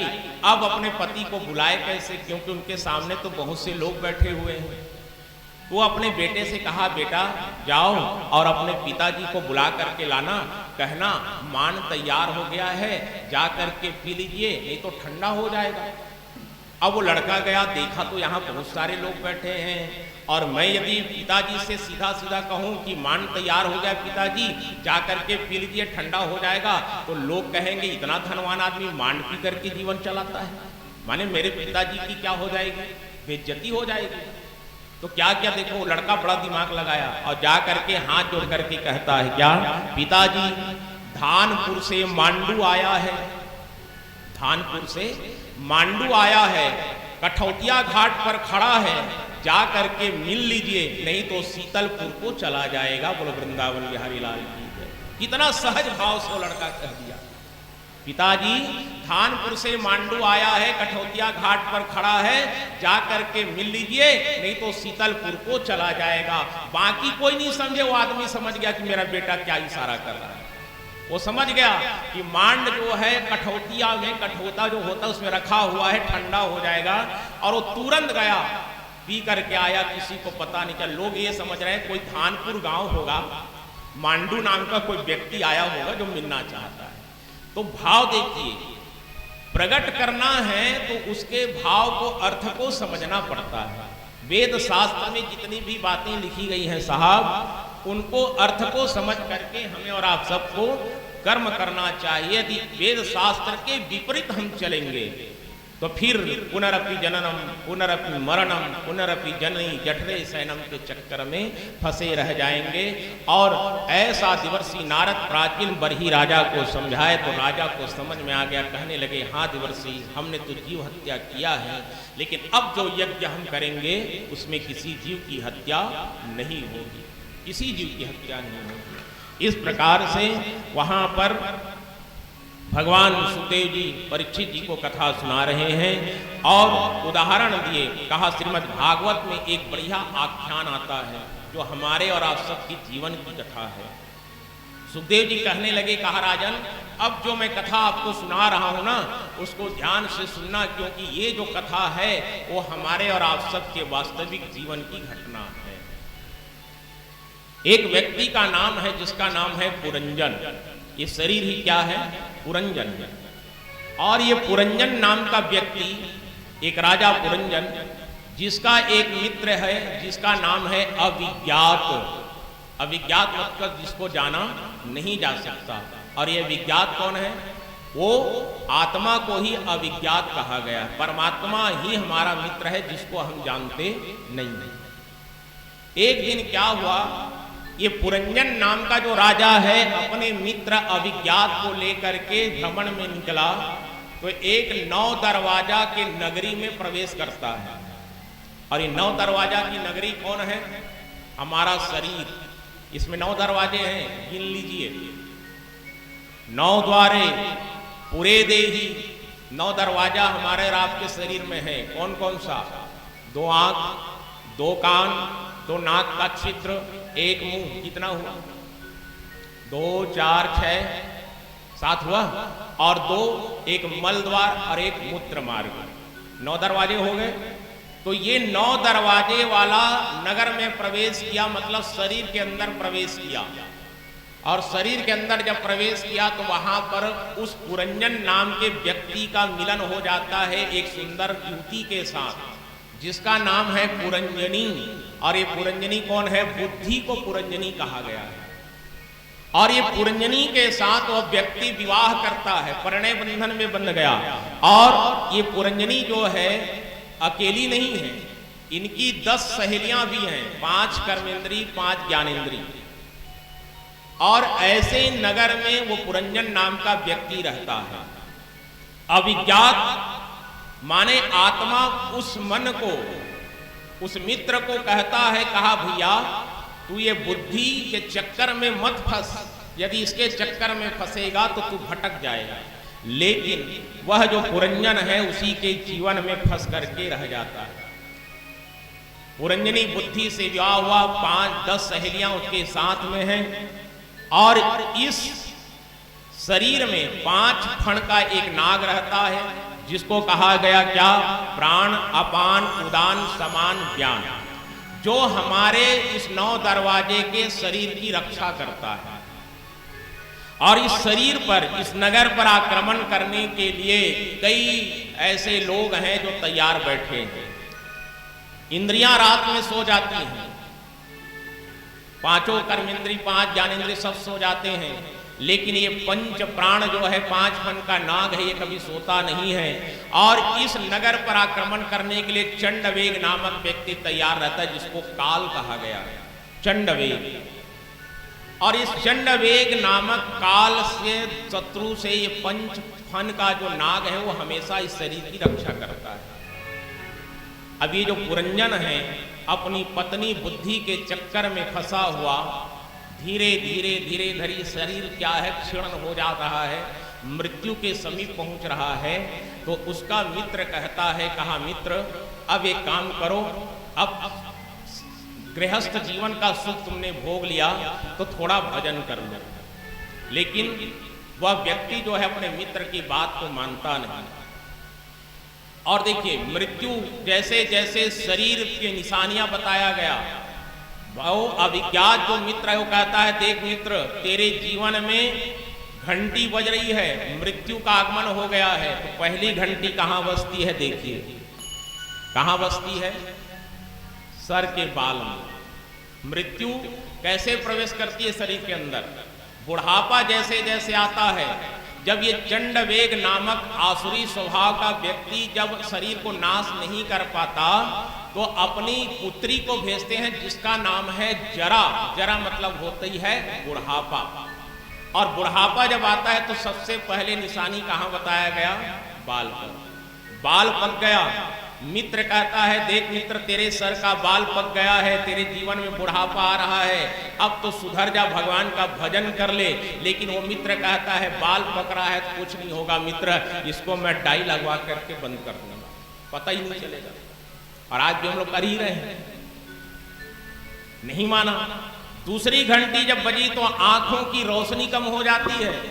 फिर उस अविज्ञात मित्र ने कहा, देखो दूसरी घंटी बज रही है, आंखों की रोशनी कम हो रही है। कहा कोई बात नहीं, चश्मा लगा लूंगा। लेकिन अपनी पुरंजनी को छोड़ने वाला नहीं है, बुद्धि के चक्कर में फंसा रहा। तीसरा बुढ़ापा जब आया, कहा दांत टूट गए, दांत कुछ नहीं बचा, कान से सुनाई देना बंद हो गया। फिर अविज्ञात मित्र ने कहा, दांत झड़ गए भैया, अब तो भजन कर ले। अब भजन करोगे, दांत रहेगा तब भजन सही होगा। जिसके दांत नहीं उसको भजन गवा करके देखो। देखो लीना दीदी, जेकर मुंह में कोठन दांत नहीं है, ओला भजन गवा देख कैसे गाएगा। दांत रहता है तो जीव ऊपर नीचे होता है, नहीं होती दिन नहीं कहा कुछ। तुम बोलो वृंदावन यारी लाल की जय, है ना? नहीं आपको नहीं कह रहा हूं, आप ये कथा में आई इसलिए बता रहा हूं। दांत है तब भजन करते हैं तो जीव ऊपर नीचे होता है तो स्वर सही निकलता है। अब जेकर दांते नहीं है, ओला गवा के देखो, तो कहां से गाएगा भाई बताओ? तो कहा आप भजन कर ले, दांत झड़ गया, कहा कोई दिक्कत नहीं, नकली लगवा लूंगा, लेकिन भजन अभी नहीं करूंगा। और अंतिम जब समय आता है, जब कमर झुक जाती है, लाठी लेकर के चलने का जब समय आता है, मित्र कहता है, मित्र तेरा कमर झुक गया, अब तो भजन कर ले। कहता अब भी भजन नहीं करूंगा। जब वो पूरी तरह से बुढ़ापा उसके अंदर आ जाती है, कर्मेंद्रियां ज्ञानेंद्रियां काम करना बंद कर देती है, तब कहीं जाकर के व्यक्ति खाट पर पड़ा हुआ सोचता है कि मेरे मित्र ने सही कहा था, समय रहते यदि मैं सुधर जाता, समय रहते यदि मैं भजन कर लेता, तो आज इस प्रकार की स्थिति मेरे जीवन में नहीं आती। इसीलिए भगवान सुखदेव जी ने कहा, राजन, जीवन में जब तक स्वस्थ शरीर है तब तक आप भजन कर लीजिए। अपने मन को इस बुद्धि के चक्कर में मत लगाइए, अपने शरीर को बुद्धि के चक्कर में मत लगाइए, अपने तन को, मन को केवल और केवल गोविंद के चरणों पर समर्पित कर दीजिए। इस भाव के साथ भगवान सुखदेव जी राजा परीक्षित को समझा रहे हैं। प्राचीन बरही राजा को नारद जी समझाते हुए कहते हैं, कहा राजन, हम सब ईश्वर के ही अंश हैं, हम सब ईश्वर के अंश हैं। ईश्वर जी अंश जीव अविनाशी, चेतन अमल सहज सुख राशि। और भगवान जैसे हमको नचाता है वैसे ही नाचते हैं। भगवान हमको मरकट की तरह नचा रहा है। सो माया सब भयउ गोसाई, और बंध्यो कीट मरकट की नाई। ये मायापति भगवान हमको और आपको एक बंदर की तरह नचा रहा है और हम सब नाच रहे हैं। भगवान जैसा कहता है वैसे जीव करते जाता है। तो आइए एक छोटा सा भजन करें, उसके बाद फिर आगे कथा में प्रवेश करेंगे। बोलिए भक्तवत्सल भगवान की जय, रमण सरकार की जय, श्री राम। जो करते रहोगे भजन धीरे धीरे, तो मिल जाएगा वो सजन धीरे धीरे। जो करते रहोगे भजन धीरे धीरे, जो करते रहोगे भजन धीरे धीरे, तो मिल जाएगा वो सजन धीरे धीरे, तो मिल जाएगा वो सजन धीरे धीरे, करते रहोगे भजन धीरे धीरे, जो करते रहोगे भजन धीरे धीरे, तो मिल जाएगा सजन धीरे धीरे, तो मिल जाएगा सजन धीरे धीरे।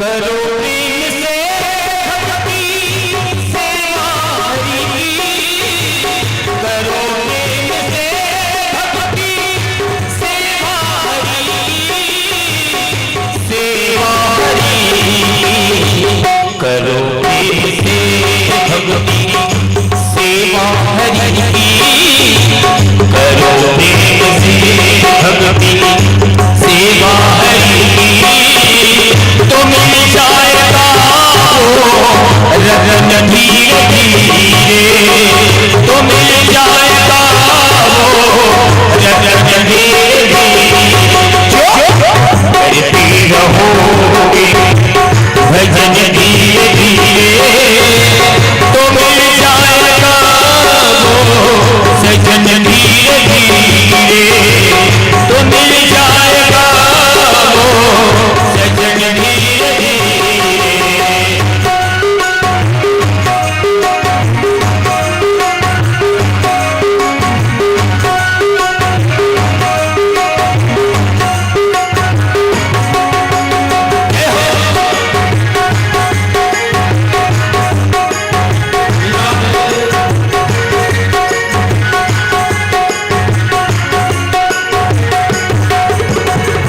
बचपन भी बीता, जवानी भी बीती, बचपन भी बीता, जवानी भी बीती, जवानी भी बीती, बचपन भी बीता, जवानी भी बीती, बचपन भी बीता, जवानी भी बीती, हो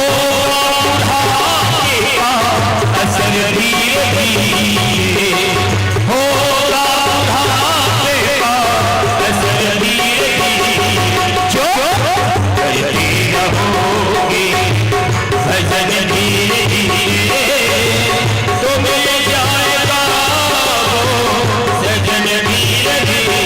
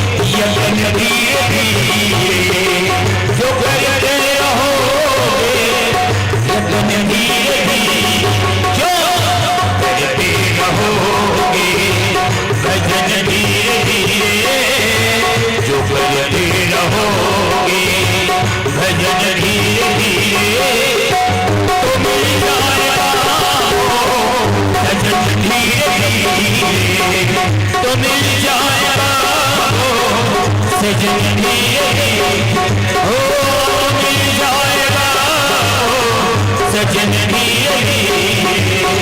तो मिल जाएगा सजन भी।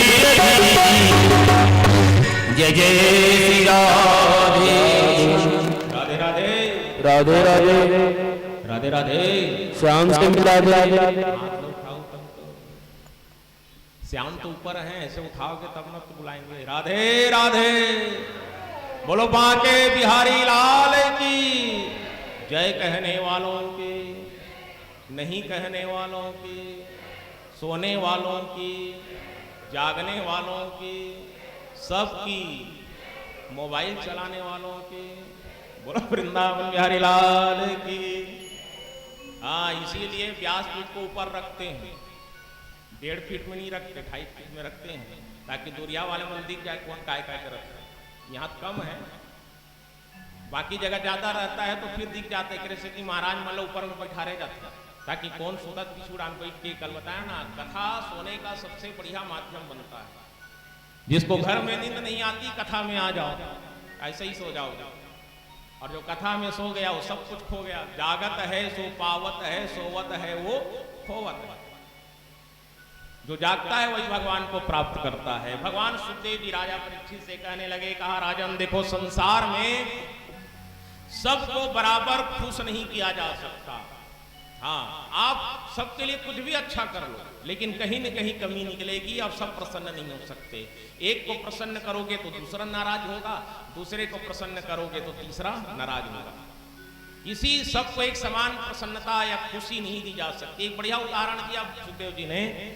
एक पिता और पुत्र गए कहाँ, घोड़ा खरीदने के लिए, और घोड़ा खरीद के आ रहे थे तो लोग सोचे यार घोड़ा नया नया है तो दोनों जने नहीं बैठेंगे, दोनों पैदल ही चलते हैं, घोड़े को चलाते हैं, नया घोड़ा में क्यों बैठे।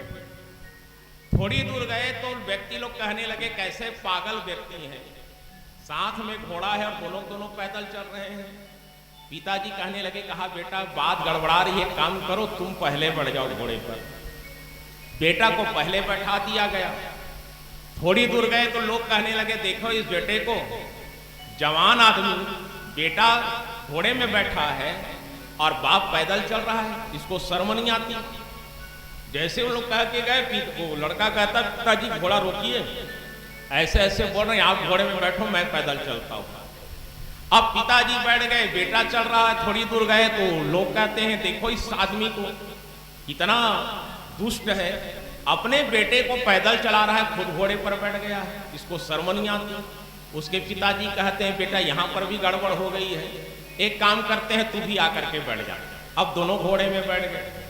फिर गए आगे चले, लोग कहते हैं इन दोनों को देखो कितने मूर्ख हैं, दुष्ट हैं, दोनों हिष्ट पुष्ट दिख रहे हैं, घोड़े पर बैठ गए। लोग घोड़े को ही मार डालेंगे, लोगों को शर्म नहीं आती।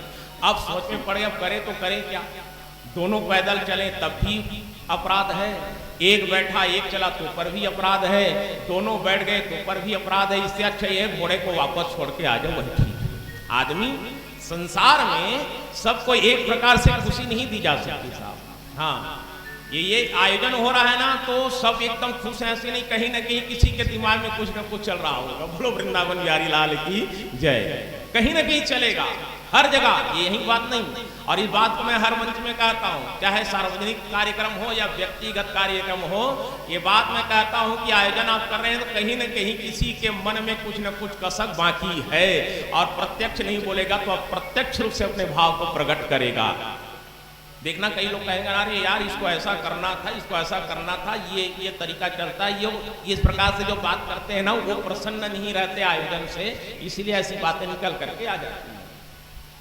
भगवान सुखदेव जी कहने लगे, कहा राजन इसलिए कहता हूं संसार में आप कुछ भी अच्छा कर लो सबको खुश नहीं कर सकते, कहीं ना कहीं आपके काम में किसी न किसी के मन में कमी झलकेगी। अब भगवान सुखदेव जी कहने लगे, कहा देखो 6 प्रकार 6 वस्तुओं में भगवान ने अपनी माया को बसा करके रखा है, मैंने शुरू दिन बता दिया। भगवान को पूजा करने के लिए व्यक्ति को और किसी आवश्यकता नहीं, किसी चीज की आवश्यकता नहीं, केवल भाव की आवश्यकता है। एक गांव में एक बनिया था, वो बनिया इतना कंजूस कि पूछो मत। उसको ऐसा लगता था कि रोज कथा सुनने के लिए जाता था। महाराज जी की कथा हो रही थी, रोज कथा सुनने जाता था, लेकिन कुछ लेकर के नहीं जाता था, 1 रुपया भी नहीं चढ़ाया। 7 दिन की कथा, इतना प्रेम है उसको अपने धन और संपत्ति से, इतना कंजूस। 7वें दिन महाराज जी के पास गए और कहने लगे, कहा हे महाराज, मैं जाति का बनिया हूं और मैं पूजा करना चाहता हूं भगवान का, लेकिन इतना ऐसा उपाय बताओ जिसमें 1 रुपया भी खर्चा नहीं होना चाहिए, कैसे करूं पूजा। महाराज जी कहे, भैया ऐसी कोई विधि तो नहीं है, कुछ न कुछ तो पैसा लगाना पड़ेगा, कुछ न कुछ लाना पड़ेगा। बोले हाँ, बिना पैसा का सब चीज हो जाना चाहिए, पूजा होनी चाहिए ठाकुर जी की। बोले अच्छा। बोले किसको मानते हो? मैं वो बोला, बनिया कहता है मैं बाल गोपाल को मानता हूं।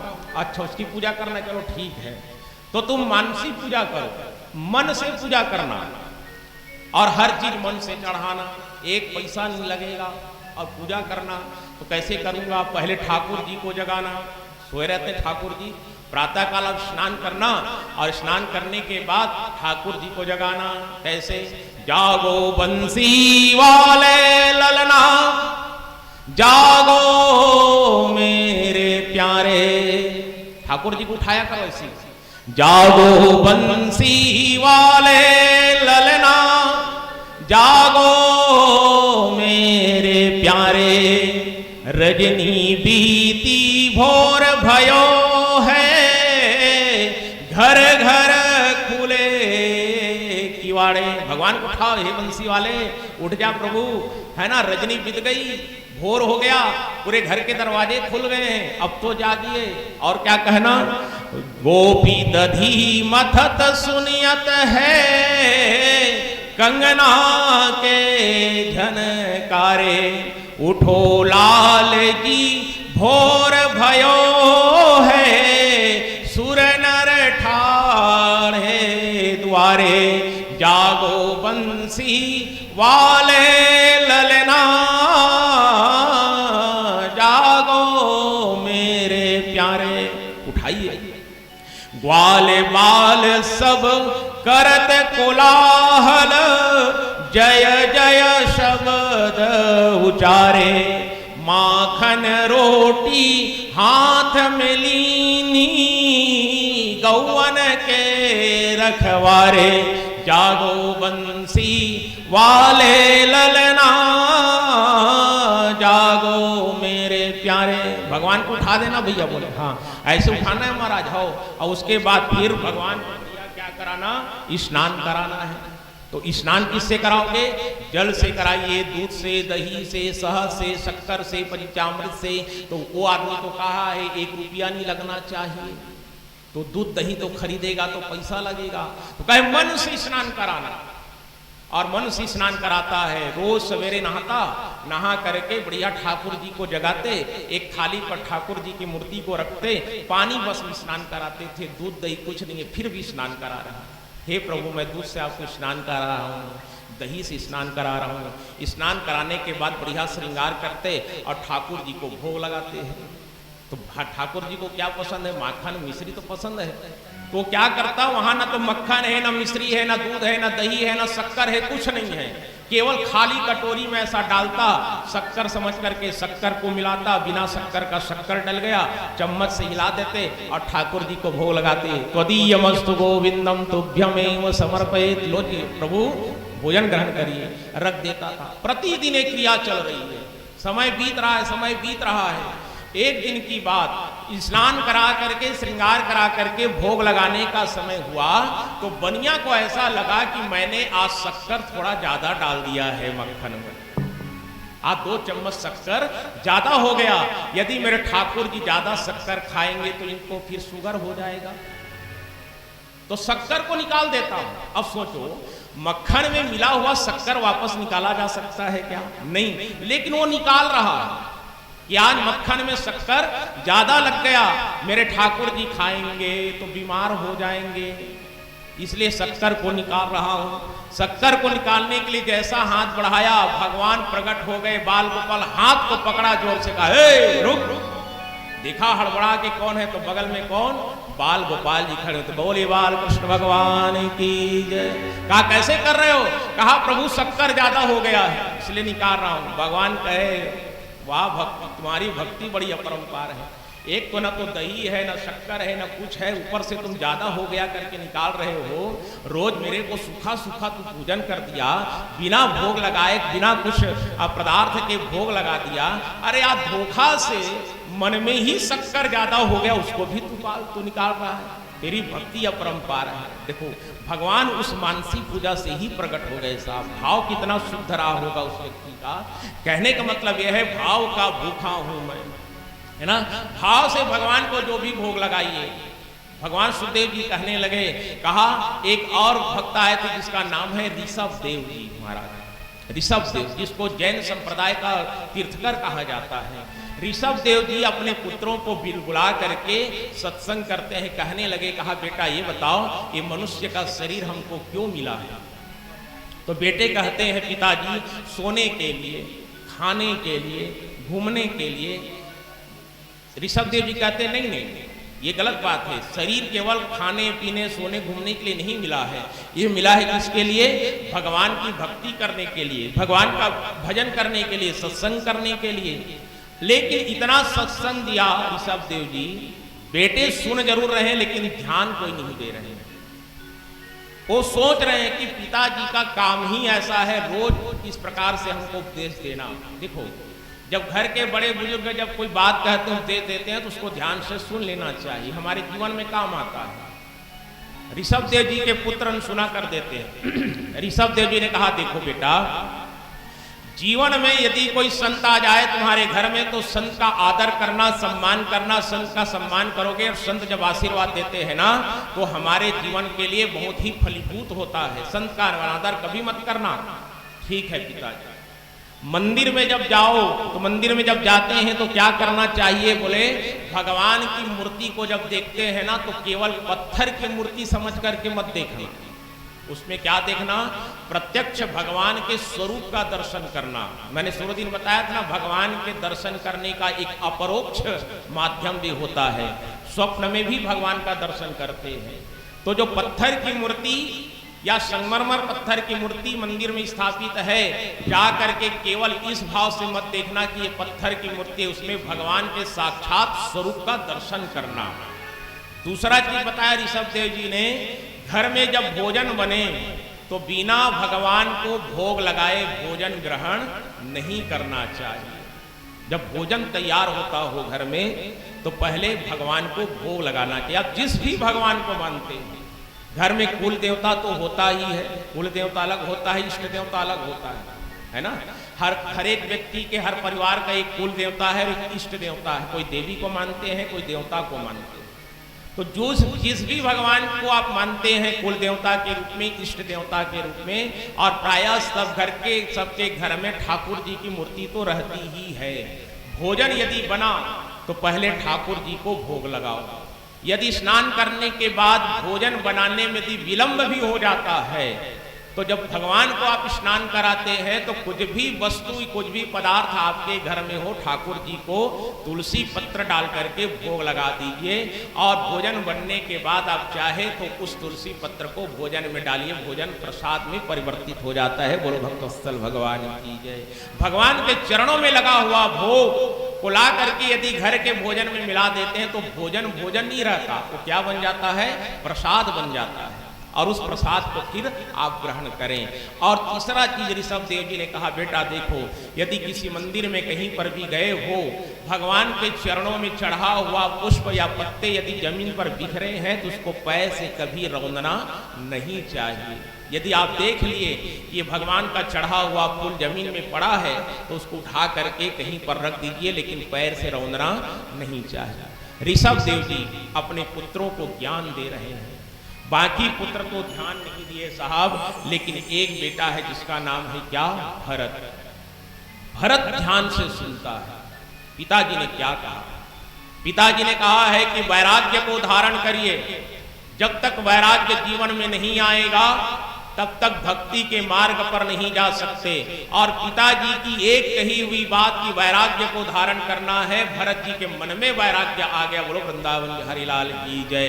ऋषभ देव जी ज्ञान देकर के चले गए, भरत जी राजा बने हैं और भरत जी राजा बन करके राजपाट चला रहे हैं। समय बीता, एक दिन भरत जी रात्रि में सोए हुए थे और सुप्त अवस्था में पिताजी महाराज को बातें याद आ गई कि जीवन में वैराग्य लाना चाहिए, मोह माया को त्याग करके अंतिम क्षण में भगवान की भक्ति करने के लिए निकल जाना चाहिए, सत्संग की ओर चलना चाहिए। और उसी बात को याद करते करते महाराज भरत को वैराग्य हो गया और अर्धरात्रि के समय भरत जी उठे, पत्नी पुत्र परिवार को छोड़ करके जंगल में जाकर के निवास करते हैं। बोली भागवत भगवान की जय। जंगल में जाकर के निवास कर रहे हैं साहब, और निवास करते करते क्या कर रहे हैं, भगवान की भक्ति कर रहे हैं, भगवान का भजन कर रहे हैं। समय बीत रहा है, गंडकी नदी में स्नान करते थे भरत जी महाराज। प्रातः काल सूर्योदय के पहले ब्रह्म मुहूर्त में उठ जाते थे और गंडकी नदी में जाकर के स्नान करते थे, भगवान सूर्य नारायण को अर्घ देते थे। आप लोग देते हो ना? कौन कौन देते हैं सूर्य नारायण को अर्घ? हाँ, देना चाहिए। ओम सूर्याय नमः, ओम खगाय नमः, ओम भास्कराय नमः, ओम दिनकराय नमः कर दो।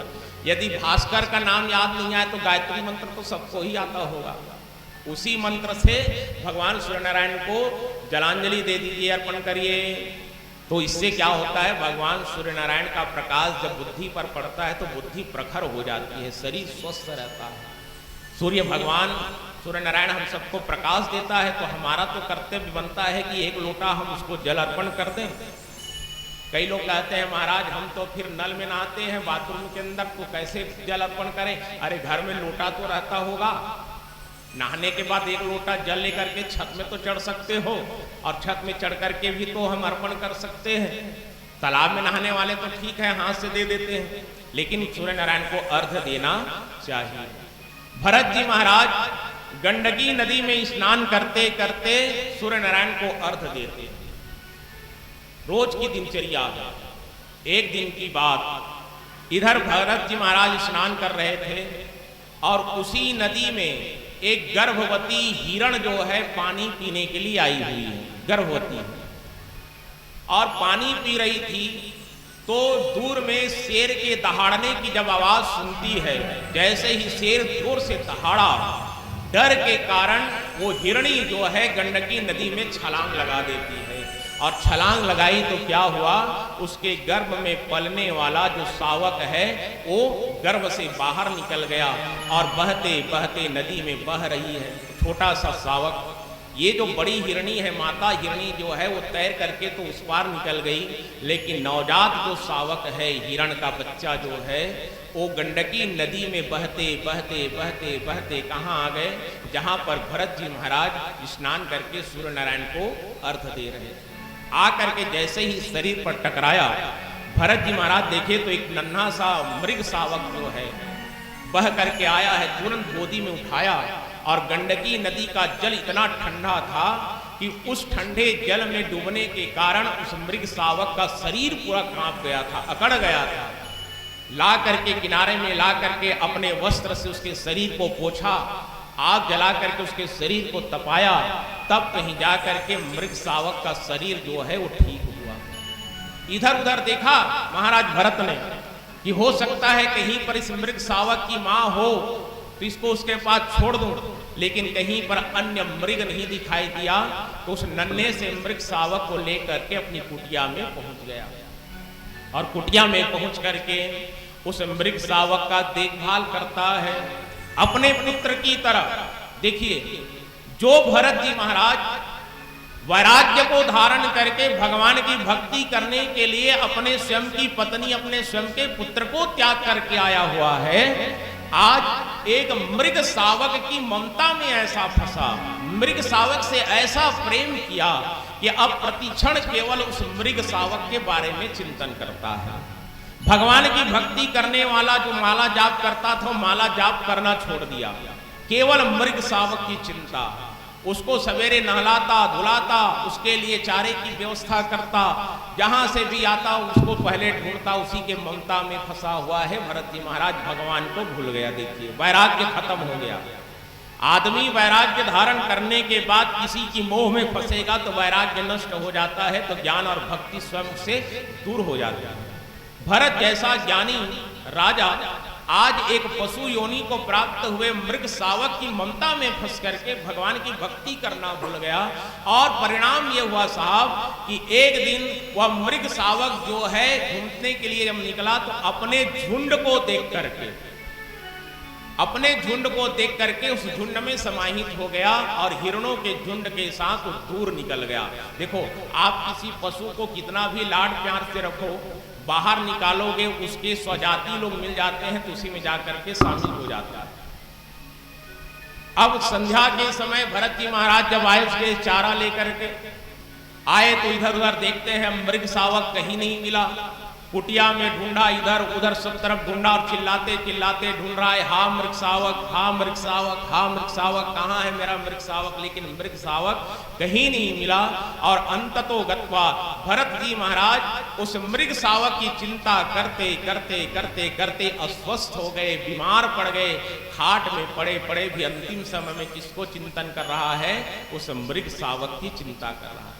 हा मृग शावक, हाँ मृग शावक, तू कहाँ चला गया? मैं तेरे बिना नहीं रह सकता।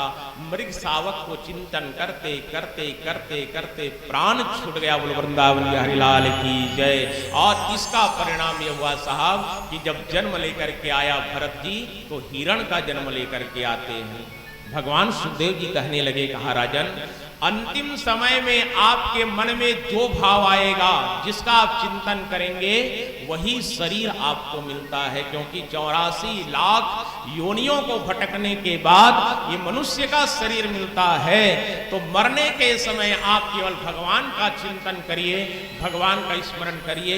हिरण के बारे में चिंतन करने का परिणाम यह हुआ, भरत जी का अगला जो जन्म हुआ है वो हिरण के रूप में हुआ है। लेकिन पशु योनि को प्राप्त करने के बाद भरत जी को ज्ञान हुआ साहब, मैं भगवान की भक्ति करने के लिए आया था, लेकिन भगवान को भूल करके हिरण का ध्यान किया, हिरण का शरीर मुझको मिल गया। तो उस हिरण के शरीर को प्राप्त करने के बाद भगवान का ध्यान करता था पशु योनि में। और ऐसे कहा गया श्रीमद् भागवत में, भगवान सुखदेव जी कहते हैं, राजन, हिरण के शरीर को प्राप्त करने के बाद भी महाराज भरत एकादशी का व्रत रखता था। बोलो वृंदावन बिहारी लाल की जय। एकादशी का व्रत, जिस दिन एकादशी का व्रत पड़ता था उस दिन वो हिरण पत्ता भी नहीं खाता था, पूरा उपवास रहता था। देखो ये ज्ञान कहां से आया? पशु में ये ज्ञान कहां से आ सकता है? पशुओं में यदि ऐसा ज्ञान होता तो कथा में आकर के बढ़ जाते, कथा सुनते। लेकिन भगवान की प्रेरणा के द्वारा, ठीक है, पशु की माया में फंसने पर भगवान को भूल गया, लेकिन उसके पहले भरत जी ने तो जैसा भी हो भगवान की भक्ति किया था। और भगवान की भक्ति किया था, इसका परिणाम ये हुआ कि हिरण बनने के बाद भी एकादशी का व्रत उन्होंने किया है। और एकादशी का व्रत करते थे, उस दिन उपवास करते थे। और जब पशु का शरीर जब त्यागा तो वही जो हिरण है वो आगे चल करके फिर एक ब्राह्मण के घर जन्म लेकर के आता है, जिसका नाम पड़ गया जड़ भरत। बोलिए जड़ भरत भगवान की जय। जड़ भरत के रूप में जन्म लेकर के आता है। आइए एक छोटा सा भजन सुन लें, उसके बाद फिर जड़ भरत जी की कथा आप सबके बीच में रखेंगे। बोलिए भागवत भगवान की जय। सभी सपने अनोखी बात हो गई, सामने से मेरी मुलाकात हो गई। सखी सपने अनोखी बात हो गई, सखी सपने अनोखी बात हो गई, सामने से मेरी मुलाकात हो गई, सामने से मेरी मुलाकात हो गई।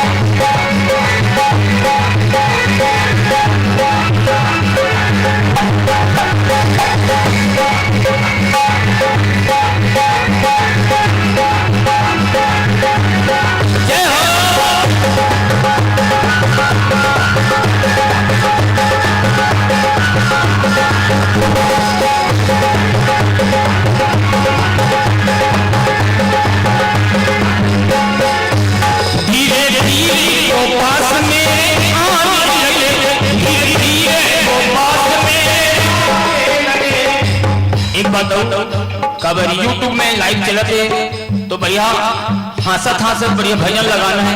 काबर हमन चल दे बोले, लेकिन ये याद है भगवान के जो भजन दर्शन ना तो बिल्कुल यूट्यूब कैमरा में कैद हो गए। जब भी अपन लड़का में लगो जानत रही तो अपन फोटो देखी या अपन अपने नाती वाती मन सब देखी तो बढ़िया हंसत और बढ़िया इतना धूम ताली बजाओ। तो आप सबसे निवेदन है ताली की सेवा देते।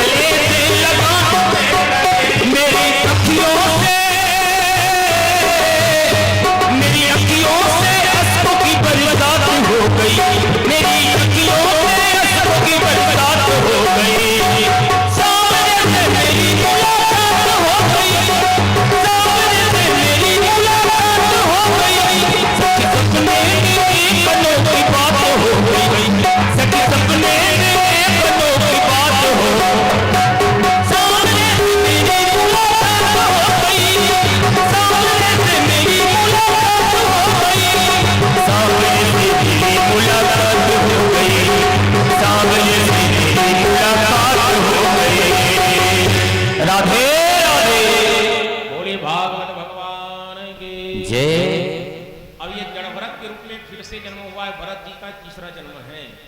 भरत, हिरण और फिर जड़ भरत। अब ये जब शरीर मिला जड़ भरत के रूप में तो फिर इतना अद्भुत के जैसा था।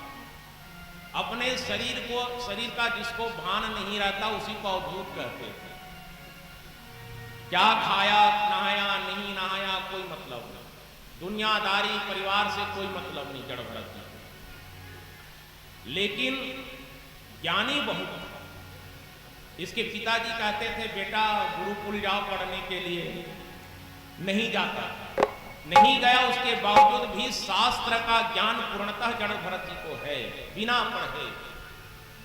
कभी कभी ऐसा होता है कि जो कभी नहीं पढ़ता उसको भी बहुत ज्यादा ज्ञान रहता है। ये देवी उनके ऊपर कृपा हो जाती है, भगवान की कृपा। सरस्वती जिसके कंठ पर विराजमान हो जाए, माता सरस्वती का जिसको आशीर्वाद मिल जाए, वो कम पढ़ा लिखा व्यक्ति भी बहुत विद्वान हो जाता है। और आप लाख पढ़ लिख लो, MBA कर लो, MBBS कर लो, कुछ भी कर लो, सरस्वती की कृपा नहीं हुई तो फेल हो ही जाओगे। इतना विद्वान जड़ भरत। लेकिन शरीर से आप देखोगे तो लगता था कि ये तो पूरा पागल है। पागल लोग जैसे घूमते हैं ना शहरों में, गांवों में, नगर में, एकदम अद्भुत, बाल बिखरा हुआ। रास्ते पर जब चलते थे तो गांव के बच्चे उसके ऊपर धूल उड़ाते थे, पागल आ गया। लेकिन वो कुछ नहीं कहता था, बड़ा मजा होकर के चलता। उनको बड़ा आनंद आता था जब लोग उसके ऊपर धूल उड़ाते थे। कोई भी कुछ भी कह देता, चुपचाप निकल लेते थे। ये संत का गुण है साहब, जड़ भरत संत है। और जिसमें क्रोध आ गया वो संत नहीं होता। मैंने कल कहा था ना, एक मुसलमान भाई जिस व्यक्ति के ऊपर थूका 108 बार, लेकिन गुस्सा नहीं किया, वस्तुतः उसको और धन्यवाद दिया कि तुम्हारे थूकने के कारण एक ही दिन में मैं 108 बार गंगा जी में स्नान किया। जिसमें क्रोध, जिसमें छल, जिसमें कपट, जिसमें अहंकार, जिसमें अभिमान आ गया, वो व्यक्ति संत नहीं कहलाता। संत हृदय नवनीत समाना। संत का हृदय कैसा? नवनीत मक्खन के समान कोमल होता है। इसका और भाई है, खेती किसानी करता है। जड़ भरत न तो घर का काम करता न कुछ करता, केवल क्या करता? भगवान का भजन करता। जहां बढ़ जाता केवल भगवान का भजन। हरे राम हरे कृष्ण हरे राम राम राम हरे कृष्ण कृष्ण कृष्ण हरे हरे, हरे राम राम राम हरे हरे। बैठता तो केवल भगवान की भक्ति। घर के लोग उसको भोजन देते भी थे तो कैसे देते थे साहब? सबके खाने के बाद जो बच जाता था उस भोजन को ला करके जड़ भरत जी को दिया जाता। कभी कभी जूठन भोजन को भी जड़ भरत जी को दिया जाता था, फिर भी वो उसको हाथ में लेकर के प्रसाद समझ करके ग्रहण कर लेता था। आज जो भी मिल गया वो भगवान का प्रसाद है। एक दिन उसके बड़े भाई आए खेत से आया तो जड़ भरत घर के आंगन में बैठे बैठे बढ़िया आंख बंद करके भजन गा रहा है। उसका बड़ा भाई आ करके कहने लगा, कहा अरे भरत, वो हमेशा ये क्या आंख मूंद करके कुछ कुछ बड़बड़ाते रहता है पागलों की तरह, कुछ घर का काम भी कर लिया कर। मैं अकेले कमाता हूँ और तू बैठे बैठे खाता है, काम धाम नहीं करता, केवल क्या आंख बंद करके बड़बड़ करते रहता है, कभी खेत वेत भी जाया कर। कहा भैया मैं क्या करूंगा खेत जा करके, मुझको तो किसानी आती नहीं।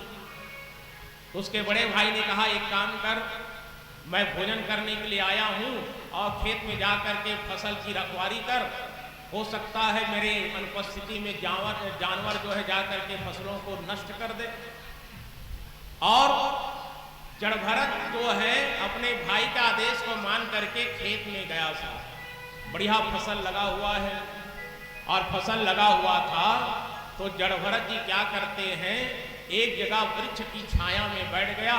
अभी तो कोई जानवर आया नहीं है और जानवर आएगा तो मैं उसको भगा दूंगा, लेकिन वृक्ष के छाये में बैठ करके आंखें बंद कर लिया। अब खाली समय क्या करूंगा, उससे अच्छा भगवान की भजन कर लिया जाए।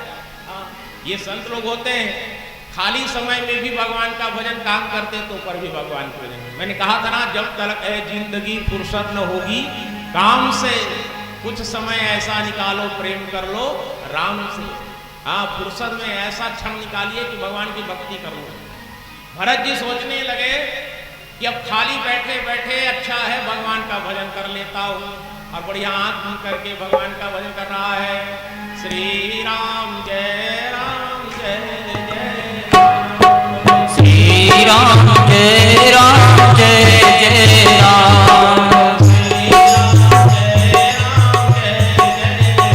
बोलो श्री राम जय राम जय जय राम। राम राम कहते कहते आंख बंद हो गई भरत जी की, भजन में मगन हो गया। इधर भजन में मगन, उधर गांव भर के जानवर उसके खेत में आकर के फसलों को चर रहे हैं। उन लोग मगन है, इधर ये मगन है। उसके बड़े भाई साहब आए खाना खा के घर से, देखते हैं तो पूरे खेत में गांव भर के जानवर वहीं डटे हुए हैं, सब खा रहे हैं, फसल को नष्ट कर रहे हैं। अब उसका बड़ा भाई आकर के देखा तो जानवर को सब भगाया। अब देखता है ये पागल कहाँ जा करके बैठ गया, देखता तो पेड़ के नीचे भरत जी बैठे हैं, भजन में मगन है। जा करके कहा, अरे भरत, ओ भरत, जोर से हिलाया तो आंख खोला। हाँ भैया। अरे पागल, मैंने तुमको खेत की रखवाली करने के लिए भेजा था कि भजन गाने के लिए भेजा था? तो रखवाली तो कर रहा हूँ भैया। अरे क्या रखवाली कर रहे हो? देख रहे हो पूरी गाय जितने जानवर है गांव के पूरे फसल को नष्ट कर दिए, इसको भगा नहीं सकते। भरत जी कहने लगे, राम जी की चिड़िया, राम जी का खेत, और खा ले चिड़िया भर भर पेट। खाने वाला है राम, खाने वाला है राम, खिलाने वाला है राम, तो इनको रोकने से मुझे क्या काम। भैया ये खेत किसका है? राम का है। फसल किसका है? राम का है। खा रहे वो कौन है? राम ही है। तो मेरी क्या औकात जो राम को भगा सकूं? खाने दो, खाने दो। उनका बड़ा भाई दिमाग खराब हो गया, कहा तू तुरंत गांव को छोड़ और भाग यहां से, तेरे को घर में रखना ठीक नहीं है। आज तो इतनी ही जानवर आए, कल तेरे को भेज दूंगा और तेरे चक्कर में तो घर को भी बेच डालेगा। तुरंत भाग यहां से। घर से निकाल दिया, गांव से निकाल दिया। भरत जी कहे, बहुत बहुत धन्यवाद भैया, मैं तो यही चाहता था कि आप मुझे घर से निकाल दो और ये मोह माया से विरक्त होकर के भगवान के शरण में चला जाऊं। अब तो फिर स्वतंत्र भाव से भरत जी महाराज भगवान की भक्ति करता है। ना किसी का बंधन, न किसी का मोह, न किसी की माया व्याप्त नहीं कर सकती। स्वतंत्र भाव से चला और भगवान का कीर्तन गाते गाते गाते गाते जड़ भरत जी चढ़ रहे हैं अद्भुत की तरह। जहां कहीं भी मिल जाता भोजन प्रसाद, मंदिरों में जाकर के प्रसाद ग्रहण कर लेता, किसी के दरवाजे पर जाता, भोजन जैसा मिलता खड़े खड़े ही खा लेता, बैठने की जरूरत नहीं। जैसे जैन संप्रदाय के संत लोग आते हैं, खड़े खड़े दिगंबर जैन लोग आते हैं, वो लोग खड़े खड़े ऐसे खाते हैं संभवतः मेरे ख्याल से, ऐसे जो दे देते हैं वहीं पर खाए और चले वहां से आशीर्वाद दे करके। वैसे ही जड़ भरत जी हाथ में भोजन दे देते थे, खा लेते थे, आशीर्वाद देते थे, निकल जाते थे। एक दिन की बात, जंगल में घूम रहे हैं भगवान का भजन करते करते, और जंगल का जो राजा है वो माता काली से एक संकल्प लिया था नर बलि देने का। मैं माता आपको नर बलि दूंगा, और नर बलि देना है तो एक आदमी की आवश्यकता है। तो जो जंगल का राजा है अपने सेवकों को कहा, जाओ रे एक आदमी को पकड़ करके लाओ, लेकिन एक बात याद रखना। बोले क्या? उसके शरीर में कहीं भी चोट का निशान नहीं होना चाहिए, कटा फटा नहीं होना चाहिए, क्योंकि खंडित व्यक्ति को या खंडित पूरा पशु का बलि नहीं दिया जाता। खंडित मूर्ति की पूजा भी नहीं होती।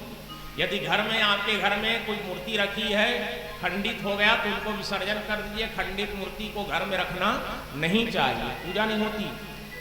अब सेवक लोग गए भैया, अब सेवक लोग जा करके देख रहे हैं कहां से कोई आए तो सही। नजरें पड़ गई कहां पर? भरत जी आ रहे हैं, अवधूत हैं, चलते चलते चलते आ रहे थे। कहा रुको रुको रुको रुको। बोले क्या है? चलो आपको राजा साहब बुलाए हैं। अब वो चला गया। जड़ भरत जी को क्या पता क्यों बुलाए हैं। बढ़िया राजमहल में लेकर के गए, और लेकर के गए तो राजा साहब ने देखा, कहा हाँ बढ़िया आदमी पकड़ करके लाए, एकदम हिष्ट पुष्ट है, और इस मनुष्य की बलि दूंगा तो माता काली तो एकदम प्रसन्न हो जाएगी। पहले ये देखो इसके शरीर में कहीं चोट का निशान तो नहीं है। देखा नहीं महाराज, ये तो एकदम स्वस्थ है। ठीक। तो जड़ भरत जी को क्या किया, पंचगव्य से पहले स्नान करवाया गया। दूध से, दही से, घी से, सब से स्नान कराया, और उसके बाद चंदन का लेपन करने के बाद फिर से जब स्नान कराया तो भरत जी का शरीर बड़ा सुंदर बन गया। पता नहीं कब का नहाया हुआ था भरत जी। आज जब नहाया चंदन का लेपन करने के बाद तो इतना सुंदर, इतना साफ दिखा, इतना गोरा दिखा। बोले हाँ अब इसको भोजन कराओ, और बढ़िया आसन में लगा करके भोजन दिया भरत जी को। तो अनेक प्रकार के व्यंजन ला करके खा रहे हैं, और इतना खाया सेवक लोग देखे, अरे दादा ये तो कितना खाता है, पता नहीं कब कब भूखा प्यासा होगा। कस के भोजन किया भरत जी, और बढ़िया फूलों की माला पहनाई गई। बलि देने के पहले बकरे को अनाज खिलाया जाता है। अब भरत जी को क्या पता भैया इतना स्वागत सत्कार मेरे को काटने के लिए हो रहा है। वो तो ये समझ रहे हैं कि मैं अतिथि हूं, अतिथि सत्कार किया जा रहा है। अब उसके बाद भरत जी को लेकर के गए कहां? माता काली के मंदिर पर, और माता काली के मंदिर पर लेकर के गए। माता काली को देख करके हाथ जोड़ करके जड़ भरत जी प्रार्थना कर रहे हैं। ऐ गिरि नंदनि नंदित मेदनि विश्व विनोदनि नंदिनुते गिरिवर विंध्य शिरो अधिनिवासनि विष्णु विलासनि जिष्णुते भगवती हे सिति कंठ कुटुंबनि भूरि कुटुंबनि भूति कृते जय जय हे महिषासुर मर्दनि रम्यक परदनि शैलसुते सुरवर वर्षणि दुर्धर धर शनि दुर्मुख मर्षणि हर्षरते त्रिभुवन पोषणि शंकर तोषणि कल्म मोषणि घोषरते धनुजनि रोषणि दुर्मद शोषणि दुर्मणि रोषणि सिंधुसुते जय जय हे महिषासुर मर्दनि रम्यक परदनि शैलसुते ऐ जगदम्ब कदम्ब वन प्रियवासनि तोषणि हासरते शिखर शिरोमणि तुंग हिमालय श्रृंग निजालय मध्यकते मधु मधुरे मधुकैटभ गंजनि महिष विदारणि रासरते जय जय हे महिषासुर मर्दनि रम्यक परदनि शैलसुते ऐनुजहृत कृत मात्र निराकृत धूम्र विलोचन धूम्रशते समर विशोषित रोषित शोणित बीज समुद्भव बीजलते शिव शिव शुंभ निशुंभ महावतर्पित भूत पिशाचरते जय जय हे महिषासुरमर्दनि रम्यकपर्दनि शैलसुते ऐ गिरिनन्दनि नन्दितमेदनि विश्वविनोदनि नन्दिनुते गिरिवर विंध्य शिरो अधिनिवासनि विष्णुविनाशनि विष्णुते जय जय हे महिषासुरमर्दनि रम्यकपर्दनि शैलसुते। हाथ जोड़ करके माता काली की वंदना कर रहे हैं। जय मंगला काली भद्रकाली कपालिनी दुर्गा क्षमा शिवा धात्री स्वाहा स्वधा नमस्तुते। जय तुम देवी चामुंडे जय भूतार्थहारिणी जय सर्वगते देवी कालरात्रि नमस्तुते। बोलिए कालरात्रि मैया की जय। प्रार्थना किया काली मैया का, और काली मैया का प्रार्थना किया। वो जो भील राजा है वो कहने लगे, कहा रे सेवको इस व्यक्ति को बलि दे दिया जाए माता के चरणों पर। और जड़भरत जी को बैठाया गया, गर्दन को झुकाया गया, और जैसे ही तलवार उठाया था काटने के लिए, उसी समय मूर्ति को फाड़ करके माता काली प्रकट हो गई। बोले काली मैया की जय। मैया प्रकट होकर के उसी तलवार से अपने खड्ग से उस भील राजा के गर्दन को ही काट दिया। नर बलि देना था तो उसी की बलि चढ़ गई। और जब काली मैया प्रकट होकर के उस भील राजा का वध किया तो कितने सेवक थे सब वहां से भाग गए, कोई नहीं खड़े हुआ। और उस विकराल स्वरूप को, माता काली के भयंकर स्वरूप को देखते देखते जड़भरत जी माता की स्तुति वंदना करना चालू कर देते हैं। तो आइए हम और आप सब भी माता काली के चरणों पर पंजरांजलि अर्पण कर लें। भाव से कहिए जयकारा शेरा का बोल हो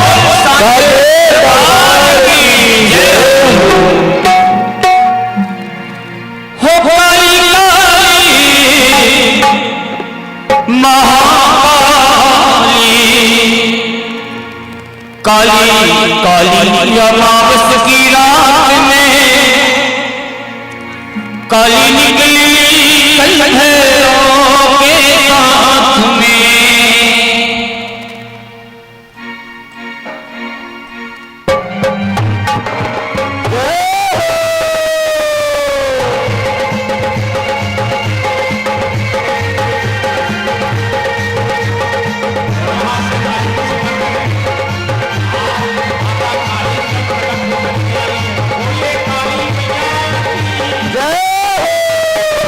काली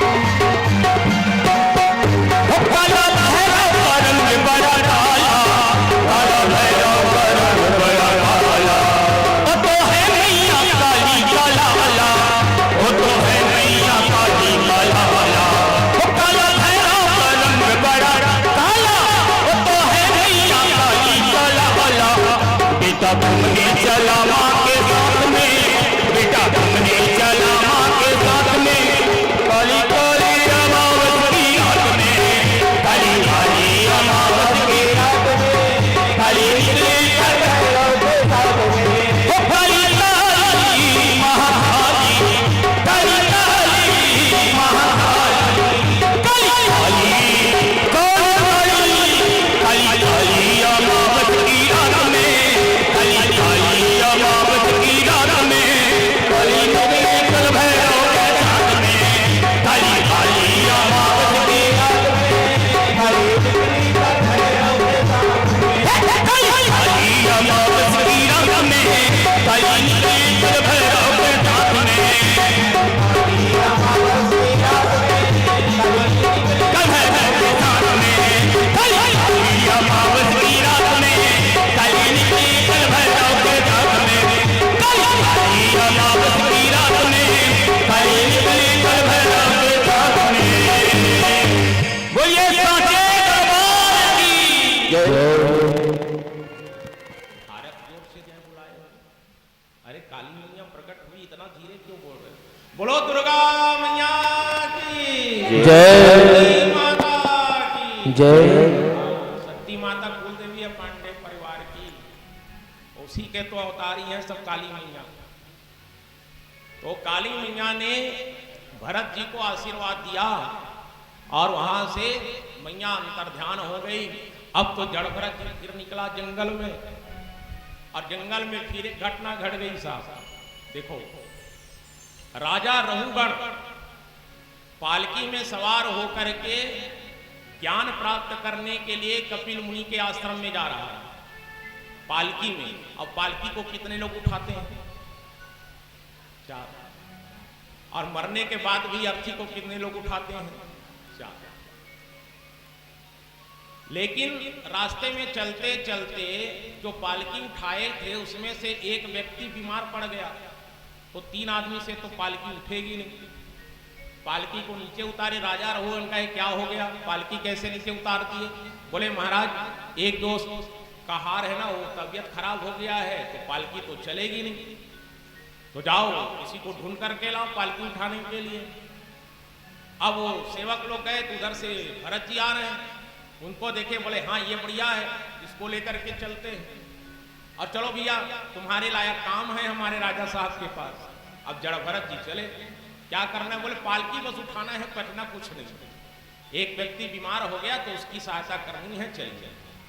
और भरत जी गए, बढ़िया, एक साइड का पालकी उठाए सामने में, एक साइड दूसरा आदमी, पीछे 2 आदमी है। अब इसका हाइट थोड़ा ज्यादा है, इसका भरत जी थोड़े ऊंचे हैं, ये लोग थोड़े नीचे हैं, तो थोड़ा तिरछा हो गया। बोले ये कैसे हो गया? बोले महाराज ये जो नया आया है ना थोड़ा हाइट में ज्यादा है, लंबा है, इसलिए है, अनबैलेंस तो होगा ही। बोले ठीक है चलेगा। अब जैसे जैसे जैसे चलते रास्ते पर यदि कोई चींटी दिख जाता तो जड़ भरत जी छलांग लगा देते थे, और छलांग लगाते थे तो राजा रहुगण का सिर जो है पालकी के ऊपर में टकराता तो वो भड़कता, अरे ठीक से चलो हमको चोट पहुंच रही है। तो सेवक लोग कहते महाराज हम लोग नहीं, ये जो नया है ना वो ऐसे चलता है। और वो जड़ भरत जी तो ऐसे चलने वाला, एकदम धम धम चलता है। फिर चींटी देखता तो फिर कूद देता, फिर टकराता, तो राजा रहुगण का दिमाग खराब हो रहा है बार बार। और ऐसे करते करते जब सिर में चोट पहुंचा ना, तो अंदर से ही राजा रहुगण कह रहा है, अरे पागल तुमको पता नहीं है पालकी कैसे चलाई जाती है? दिख तो हिष्ट पुष्ट रहे हो, लेकिन तुमको पालकी उठाना नहीं आता, चलना नहीं आता, मरे हुए के समान हो।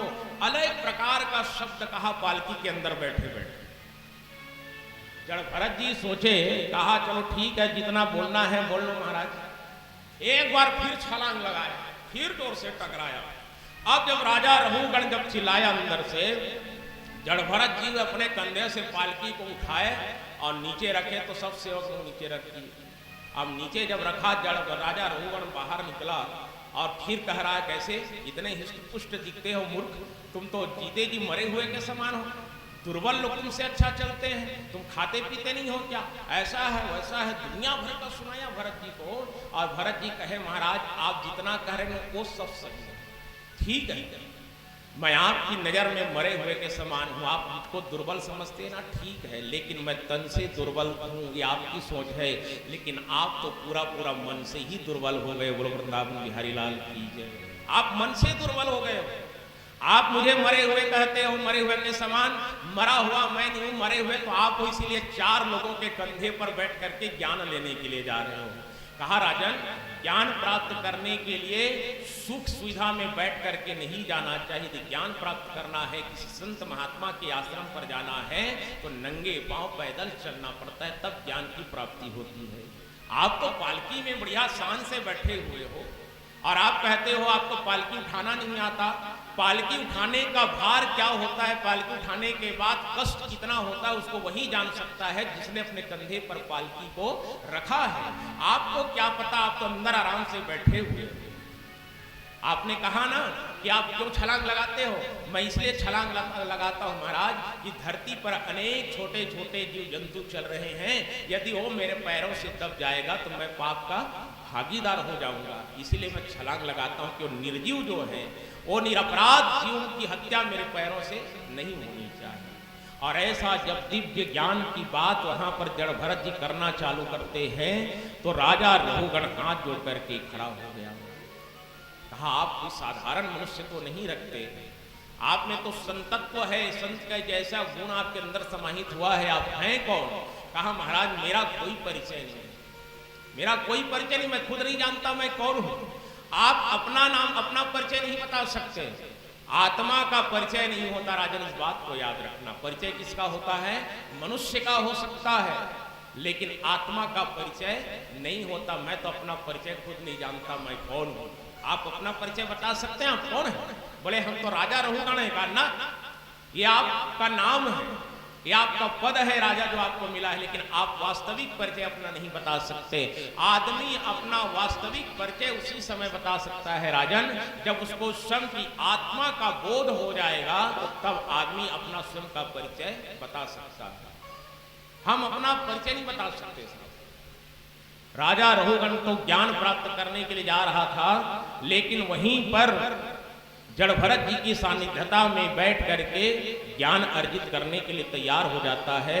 राजा रघुगण को जड़ भरत जी ने कहा, देखो राजन, आप ज्ञान प्राप्त करने के लिए जा रहे हो, ठीक है, लेकिन आप में ज्ञान प्राप्त करने का गुण नहीं है। ज्ञान प्राप्त करने के लिए व्यक्ति को सहज होना पड़ता है, सरल होना पड़ता है, और आप में सरलता भी नहीं है, सहजता भी नहीं है, आप तो एकदम कठोर हृदय के हैं। ज्ञान प्राप्त करने के लिए हृदय में नरमता भी तो चाहिए, तब आप ज्ञान प्राप्त कर सकते हैं। राजा रघुगण से जड़ भरत जी कहने लगे, कहा राजन, आप जैसा कर्म करोगे वैसे फल आपको मिलेगा। आज आप किसी के कंधे पर सवार होकर के जा रहे हैं, मरने के बाद आपको इसका फल भोगना पड़ेगा।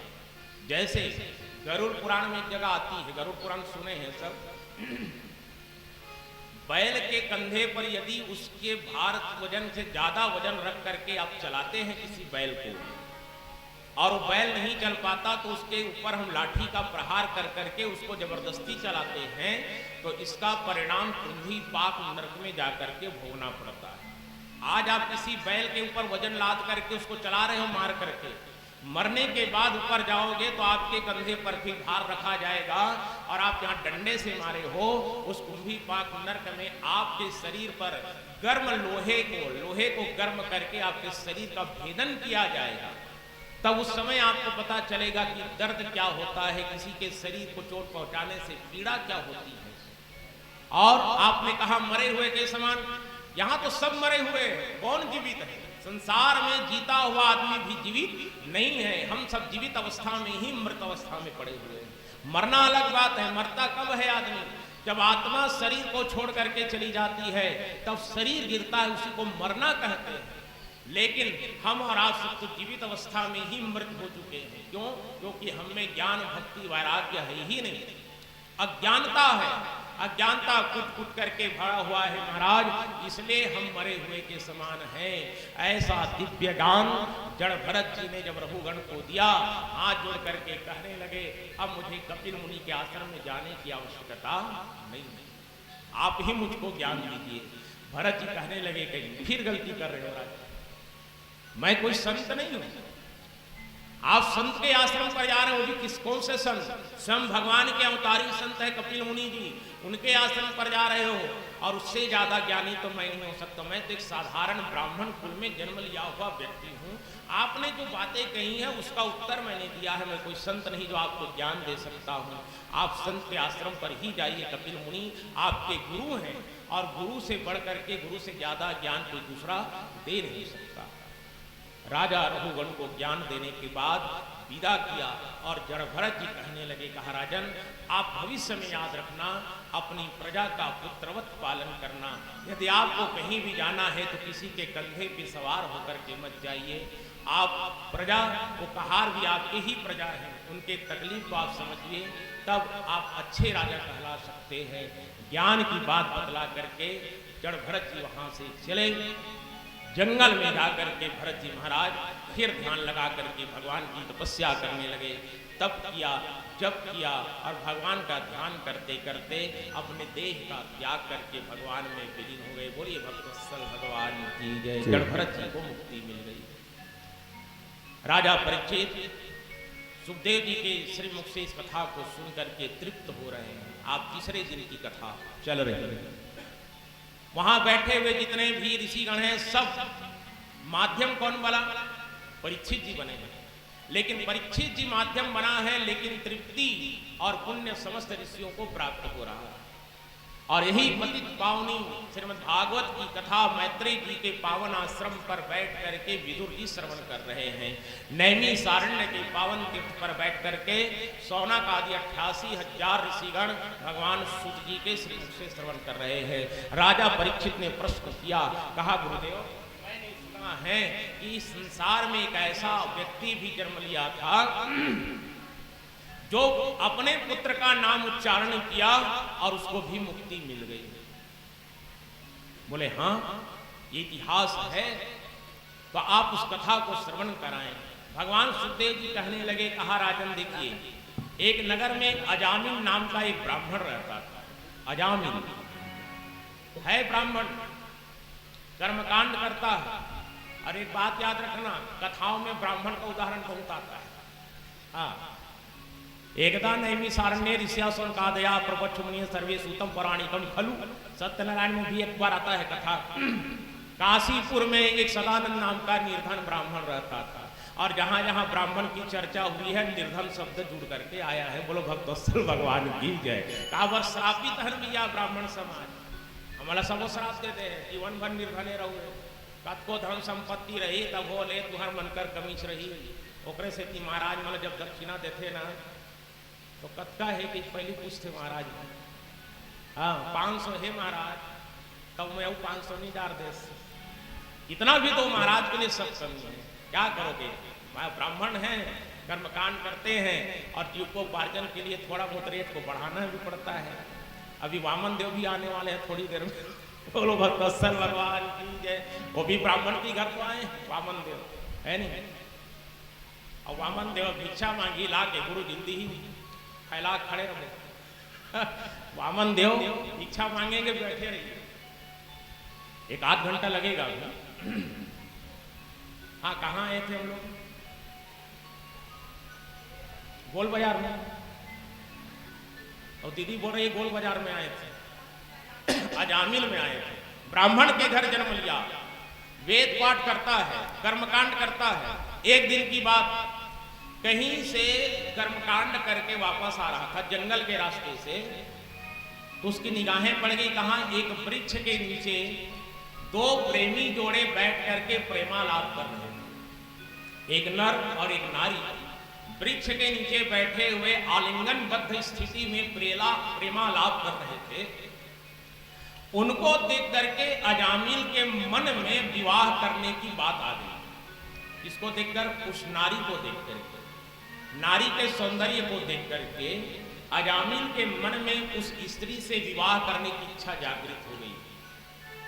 और जैसे ही वो स्त्री वहां से गई अपने घर की ओर, अजामिल अपना घर का रास्ता भूल करके उस नारी के पीछे पीछे पीछे पीछे पीछे जा रहा। अब वो महल के अंदर प्रवेश कर गई, दरवाजा बंद हो गया। थोड़ी देर के बाद अजामिल पहुंच करके जब दरवाजा खटखटाया, दरवाजा खोले तो वही नारी सामने में खड़ी है, बड़ी सुंदर है। बोले आप कौन? कहा हमारा नाम अजामिल है। अच्छा, आप तो लगता है आप किसी ब्राह्मण कुल में जन्म लिए हैं। बोले हाँ, हम ब्राह्मण ही हैं। तो यहाँ कैसे आए हो महाराज? यहाँ आपको भिक्षा मिलने वाली नहीं है। क्यों? क्योंकि ये जो घर देख रहे हो ना, ये वैश्यालय है, जहाँ पर वैश्यावृत्ति होती है, जहाँ पर नारियाँ जो स्त्रियाँ जो है अपने देह का व्यापार करती हैं, और यहाँ आपको भिक्षा नहीं मिल सकती। शास्त्र के अनुसार वैश्या के घर से दान लेना बड़ा पाप माना गया है। जिस घर में सूतक लगा हो उस घर से दान लेना या दान देना भी पाप माना गया है। वो नारी कह रही आप ब्राह्मण हैं, आप यहाँ प्रवेश नहीं कर सकते। यदि आप यहाँ प्रवेश करेंगे तो आपका ब्राह्मणत्व खत्म हो जाएगा। अजामिल कहता है होना है तो होने दो, लेकिन हमको आपसे विवाह करना है। हम आपके सौंदर्य पर मोहित हो गए हैं। बहुत समझाया उस देवी ने, कहा नहीं महाराज ऐसा संभव ही नहीं है। लेकिन अजामिल के हठ के सामने उसको विवश होना पड़ गया, और अंततो गत्वा अजामिल उस स्त्री से विवाह करके घर में ले आता है। यहां पर एक घटना फिर घटी। जैसे घर में आया, अजामिल जो सत्कर्म करने वाला है, कर्मकांड करने वाला है, वो कर्मकांड करना छोड़ करके अब व्यभिचारी बन गया। विवाह होने के बाद खर्चा बढ़ा। खर्चा बढ़ने के बाद उनको लगा कि पूजा पाठ करने से गृहस्थी नहीं चल रही है, तो वो अजामिल चोरी भी करना प्रारंभ कर देता है। व्यभिचारी हो गया, और इस कदर उस स्त्री के मोह में फंसा कि अपने ब्राह्मणत्व को भी भूल गया। लेकिन अजामिल के घर में आने के बाद वो नारी सुधर गई। उसके घर में एक तोता था सास, और तोता क्या पढ़ता था? राम कहता था। राम राम पढ़ाते पढ़ाते वो अजामिल की पत्नी तोते को राम राम पढ़ाते पढ़ाते खुद भी सुधर गई, और तोता राम राम रखना चालू कर दिया। लेकिन अजामिल पूरा का पूरा बिगड़ गया। देखो, कभी कभी ऐसा होता है, एक सज्जन व्यक्ति कभी बिगड़ जाता है तो दुर्जन और गलत संगति में पड़ा हुआ व्यक्ति भी सुधर जाता है। समय बीता, गर्भवती है। एक दिन कुछ संत महात्मा भिक्षा लेने के लिए आए। उनको लगा कि यह अजामिल ब्राह्मण का घर है, जा करके भिक्षाम देही की याचना किया। तो वो अजामिल की पत्नी अनाज लेकर के बाहर निकली और ब्राह्मणों को अनाज दिया, भिक्षा किया। ब्राह्मण लोग कहने लगे बेटी सौभाग्यवती भव, पुत्रवती भव, और एक काम करना बेटी, क्या तुम्हारे गर्भ से बालक का जन्म होने वाला है, तो उसका नाम क्या रखना? बोले नारायण रख देना। बस इतना हमारा आशीर्वाद है, नारायण रख देना। इतना कहा था, उसी समय अजामिल आ गया कहीं से घूम करके और कहने लगा तुम लोग कौन हो? बोले हम भिक्षुक हैं, याचक हैं, ब्राह्मण हैं, संत हैं, भिक्षा लेने के लिए आए हैं। कहा ले लीजिए ना भिक्षा, अब निकलो यहाँ से, तुरंत भागो, नहीं ठीक नहीं होगा। देखो, ब्राह्मण के घर में जन्म लिया हुआ व्यक्ति आज संत महात्मा का अनादर कर रहा है। याचक को घर में आए हुए संत को कहा कि घर से निकलिए, भिक्षा ले लिए ना? बोले हाँ ले लिए, हम जा रहे हैं। लेकिन एक बात हम तुमसे भी कह देते हैं बेटा, जो बात तुम्हारी पत्नी से हमने कहा है कि अपने घर जब बेटा होगा ना तो उसका नाम नारायण रखना। अजामिल कहा था वो मेरा बेटा होगा, उसका नाम क्या रखना है मैं जानूंगा, आपको बताने की आवश्यकता नहीं है, तुरंत भरो यहाँ। संत महात्मा तो संत है साहब, आशीर्वाद दे करके चले गए। 9 महीने के बाद अजामिल की पत्नी के गर्भ से एक सुंदर बालक का जन्म हुआ है, और उसका नाम नारायण ही रखा गया। अब तो जैसे ही संतान की प्राप्ति हुई, अजामिल जो अपने बेटे का नाम नारायण रखा, वो कहीं से भी आता, कहाँ बेटा नारायण, घूम के आता, हाँ बेटा नारायण, आ बेटा नारायण, आप भोजन कर ले नारायण, केवल नारायण। और ऐसे ही करते करते करते करते एक समय ऐसा आया साहब जब अजामिल का शरीर अथक हो गया, खाट पर पड़ा हुआ है, अब तब प्राण छूटने वाला है। उसी समय यमराज के दूत आकर के खड़े हो गए अजामिल को ले जाने के लिए। और यमराज के दूत आकर के जब अपने काल पास पर बांध करके खींचने का तैयारी करते हैं, अजामिल के मुख से निकल गया, कहा बेटा नारायण मुझे बचा। और जैसे ही कहा भगवान के पार्षद आकर के खड़े हो गए। बोलिए भक्तवत्सल भगवान की जय। भगवान के पार्षद आए, यमदूत कहने लगे आप लोग कैसे? कहा इसने पुकारा भगवान को, भगवान ने हमको भेजा है, ये यमपुरी नहीं जाएगा, ये कहां जाएगा? वैकुंठ में जाएगा। यमदूत कहते हैं महाराज हे पार्षदगण, ये उस नारायण को नहीं पुकारा, ये अपने बेटे नारायण को पुकारा है। हा बेटा नारायण। पार्षद लोग कहने लगे चाहे जैसा भी हो, पुकारा तो किसको है? नारायण को, है ना। भाव कुभाव अलख और नाम जपत मंगल दिसित मंत्र महामणि विषय व्याल के, मंत्र महामणि विषय व्याल के, और मेटक कलंक कठिन कलंक भुआल के। एक बार यदि मंत्र का आप जाप करते हैं साहब, वो समस्त पापों को मिटा देता है, लेकिन भाव शुद्ध होना चाहिए। कबीरदास जी ने कहा ना, माला फेरत जुग भया गया न मन का फेर, और कर का मन का डारी के मन का फेर। एक सेठी कबीरदास जी के सब आलोचना करिए, कुछ भी संदेश देते आदमी मान लेते हैं, वो गलत संदेश नहीं देता था। कबीरदास जी कभी ये नहीं कहा कि भगवान को मत मानो, भगवान को मानिए, दिखावा मत करिए साहब, भाव के साथ भगवान को जपिए। कबीरदास जी की बहुत आलोचना की है लोगों ने कि भगवान के विरोधी हैं, ईश्वर को नहीं मनवाता ना। कबीरदास जी कहते हैं कि माला फेरत जग भया गया न मन का फेर। अरे माला फिरते फिरते जग बीत गया, समय बीत गया साहब, लेकिन मन की जो चंचलता है वो नहीं मिटी। तो इस करके मन को डाल दो। मन का मतलब होता है माला, इसको छोड़िए और मन के मनका से जाप करोगे तभी जाकर के मुक्ति होगी। आप जब करने बैठते हो हाथ में माला है लेकिन ध्यान कहीं और है, तो जब कैसे पूरा होगा? कई लोगों को देखे एकदम आंखें बंद है, ओम नमो भगवते वासुदेवाय, एक ठन हो, चार ठन हो, चार के बाद कल बता रहे हो ओम जय जगदीश हरे। अरे ओ बहुरानी, बच्चे को संभालो, भक्त जनों के संकट क्षण में दूर करे। हमारे साथ भी घटना घटी है इसी बात। एक परिवार में हम शादी में रहा और बारात से आए थे रात में, तो मस्त सोए थे दूसरे घर, और प्रातः काल जिसके घर शादी में गए थे उसके घर में झगड़ा चल रहा है। चार भाई, दो भाई की शादी हुई, दो भाई को पहले से शादीशुदा है, चारों भाई में झगड़ा। अब एक घने भाई वहां पूजा कर रहा है भगवान का, अब हम लोग सुन के गए और अगरबत्ती जला रहे हैं, जय हनुमान ज्ञान गुण सागर जय कपिल सिंह लो जागर। मेरे को भोजन के लिए नहीं पूछा गया। राम दूत कुलित बल धामा अंजनी पुत्र पवन सुत नामा, मैं खाली पेट आया हूं। ले वो पूजा कर रहा है, इधर सुना रहा है। हम लोग कहे कैसे पूजा कर रहे हो भैया? बोले अरे मैं बता रहा हूँ। तो ऐसे होता है? तो ये कोई भक्ति है क्या? पूजा करना है तो भाव से करिए। पूजा के समय किसी भी चीजों पर ध्यान नहीं होना चाहिए। कौन आया घर में, कौन गया, क्या है, कैसा है, उसको भगवान पर छोड़िए। भगवान के पार्षद कहने लगे, कहा जैसा भी हो, इसने नारायण को पुकारा है इसलिए कहाँ जाएगा? वैकुंठ में जाएगा। और यम जब वहां से वापस हुए तो भगवान की पार्षद अजामिल को लेकर के सीधा वैकुंठ में चले गए। बोलिए भक्तवत्सल भगवान की जय। अजामिल की मुक्ति हो गई साहब, केवल अपने बेटे का नाम उच्चारण करने से। नाम बेटे का लिया लेकिन पहुंचा कहां तक? भगवान के पास, और उस भगवान ने उसको मुक्ति दिला दिया।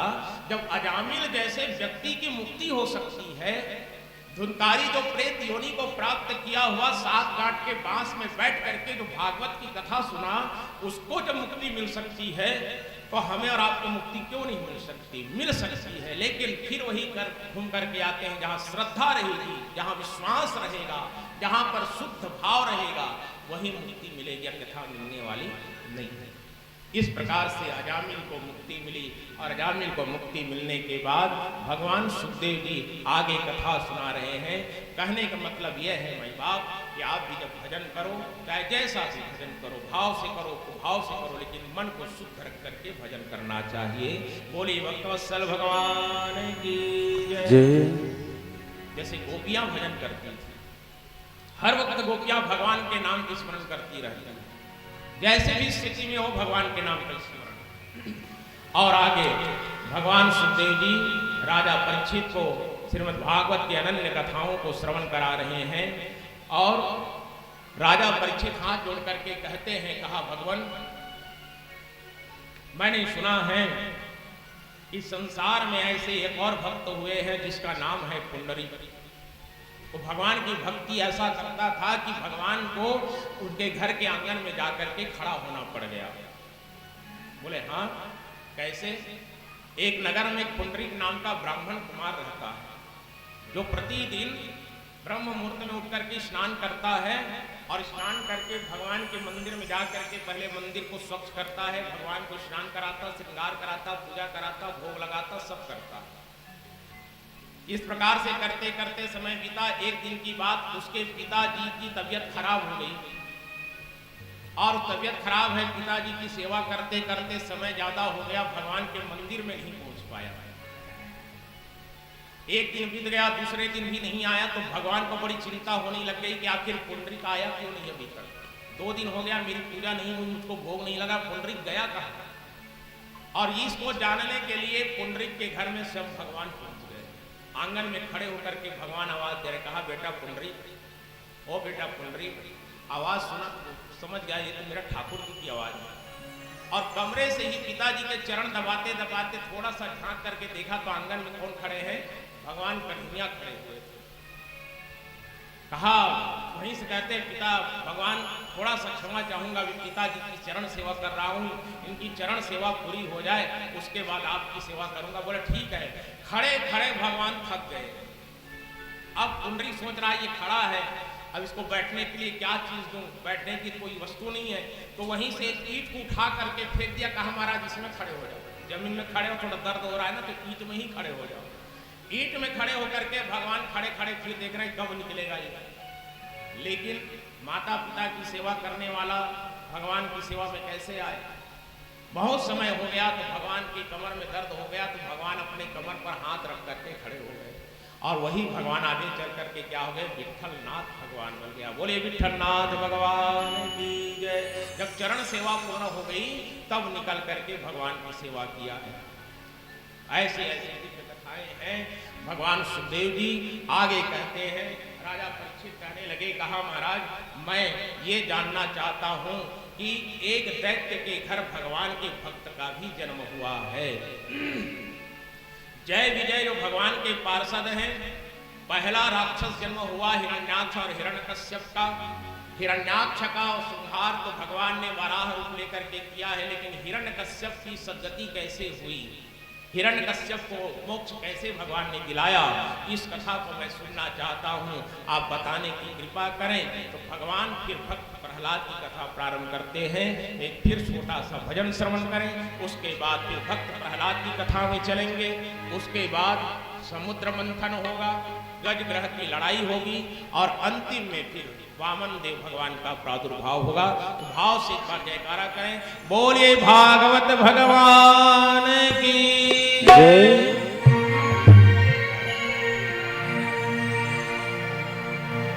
कबूल मेरी विनती होनी चाहिए, तेरे पागलों में मेरी गिनती होनी चाहिए, तेरे पागलों में मेरी गिनती होनी चाहिए।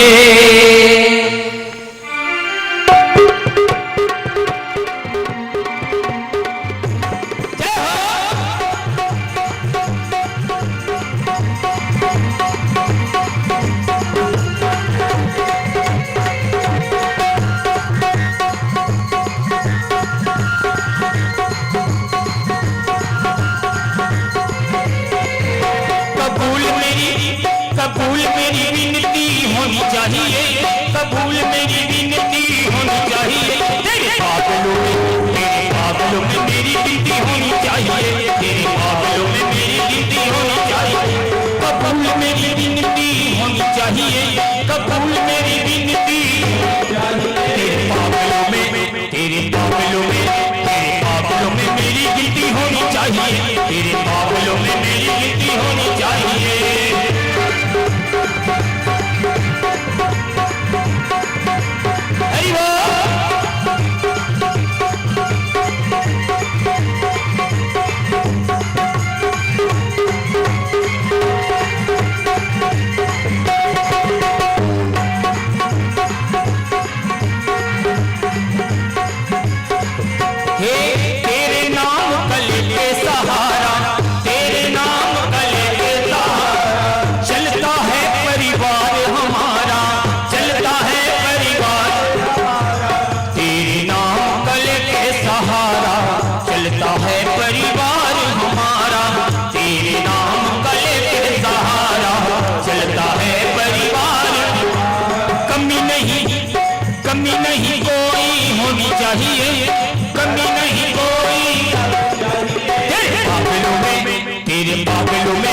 तेरे पागलों में मेरी गिनती होनी चाहिए, तेरे पागलों में मेरी गिनती, तेरे पागलों में मेरी गिनती होनी चाहिए, तेरे पागलों में मेरी गिनती होनी चाहिए।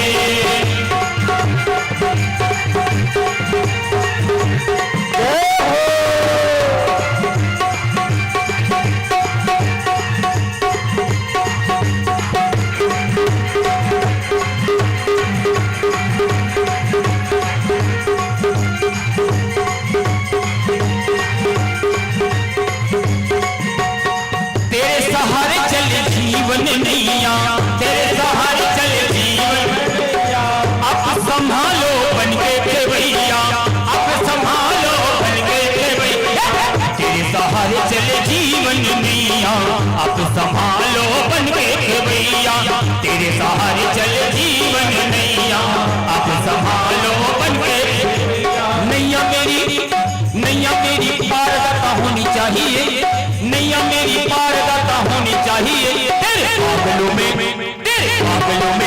तेरे पागलों में मेरी गिनती होनी चाहिए, तेरे पागलों में मेरी कबूल मेरी विनती होनी चाहिए, कबूल मेरी विनती होनी चाहिए, तेरे पागलों में मेरी गिनती होनी चाहिए, तेरे पागलों में मेरी गिनती होनी चाहिए, तेरे पागलों में मेरी गिनती होनी चाहिए, तेरे पागलों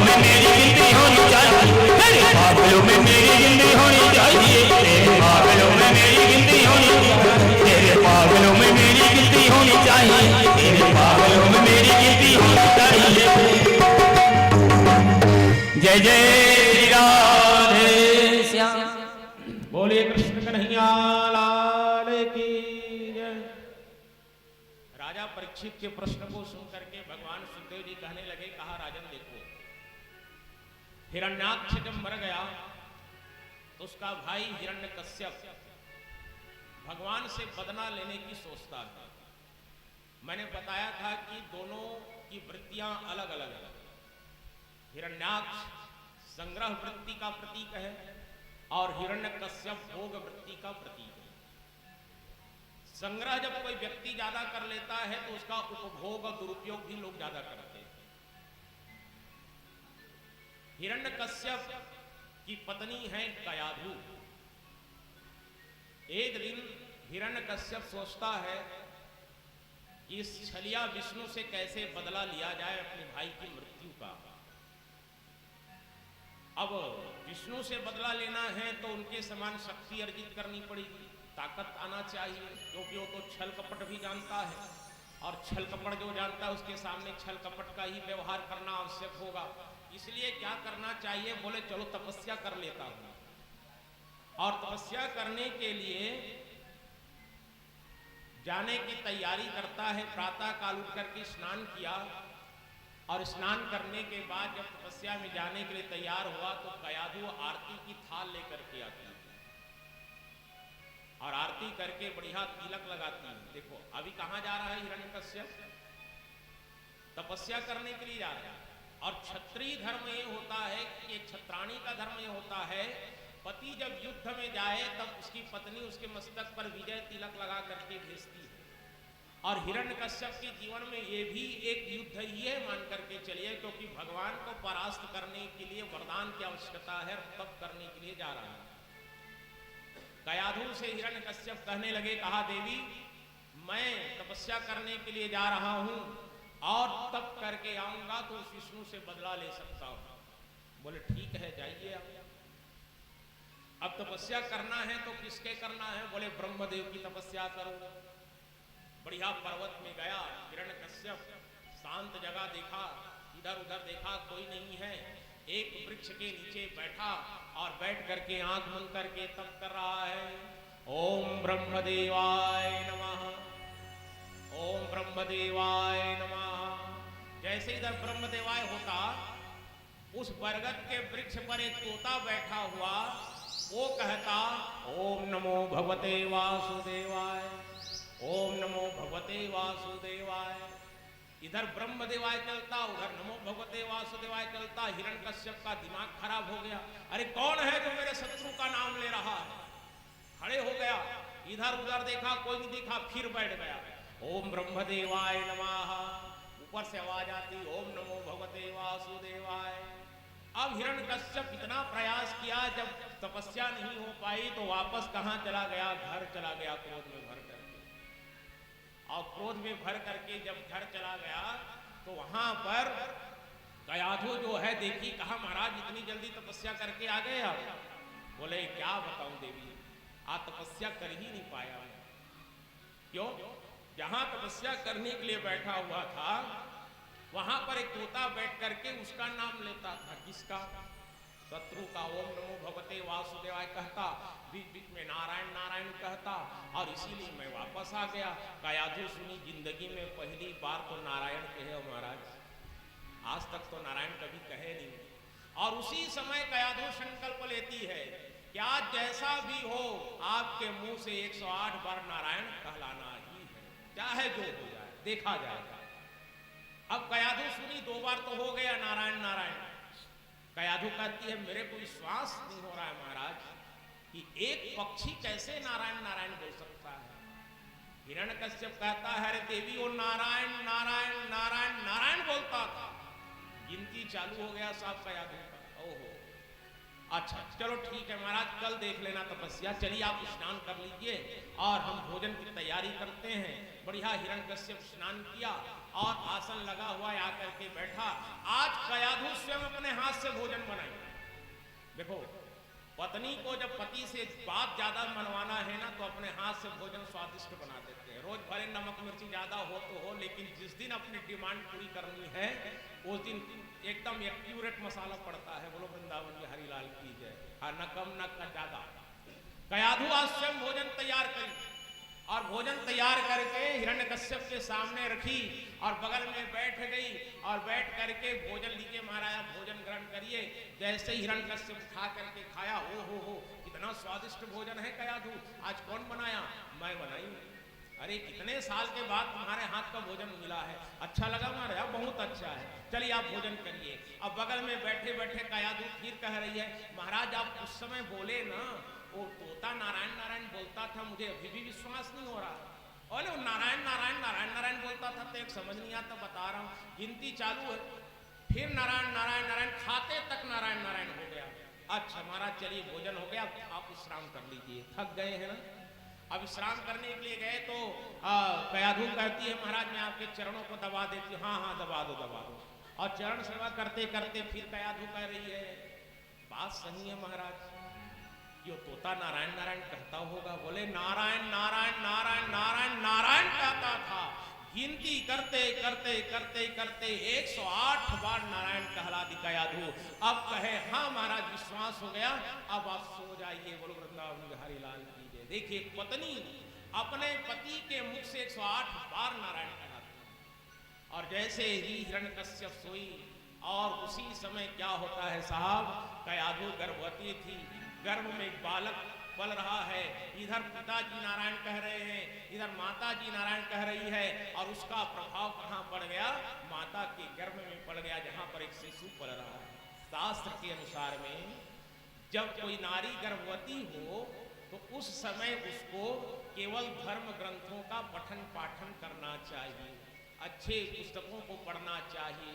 टेलीविजन देखते हो ना तो गीता महाभारत चलता है, भागवत उसको सुनिए। शास्त्र भी कभी बहुत ही देखने से बच्चे में गलत प्रभाव पड़ता है। हाँ, हम लोग वही देखते हैं। आजकल की बेटी बहू कहाँ भागवत की कथा, अनिरुद्धाचार्य जी की भागवत चल रही है, कोई लगाने वाला नहीं। अरे इसको बदलो, क्यों? उसमें तो फिर क्योंकि सास भी कभी बहुत ही आ रही, वो चैनल बदल देंगे तो प्रभाव कैसे पड़ेगा? गर्भस्थ शिशु में प्रभाव यदि डालना है तो धर्म ग्रंथों का पठन पाठन करिए, अच्छे चीजों को देखिए, समझिए। कयाधु गर्भवती, प्रातः काल हिरण्यकश्यप उठा, फिर तपस्या करने के लिए चलता है। आज कयाधु बड़े प्रसन्न मन से तिलक लगाती है, कहा महाराज मेरी शुभकामनाएं आपके साथ है, आज आपका तपस्या पूर्ण होगा। कयाधु तिलक लगा करके हिरण्यकश्यप को भेजी, जा करके ब्रह्मदेव की तपस्या हिरण्यकश्यप प्रारंभ कर दिया और ऐसा तप किया, और तप करने का परिणाम युवा ब्रह्मदेव प्रकट हो गए।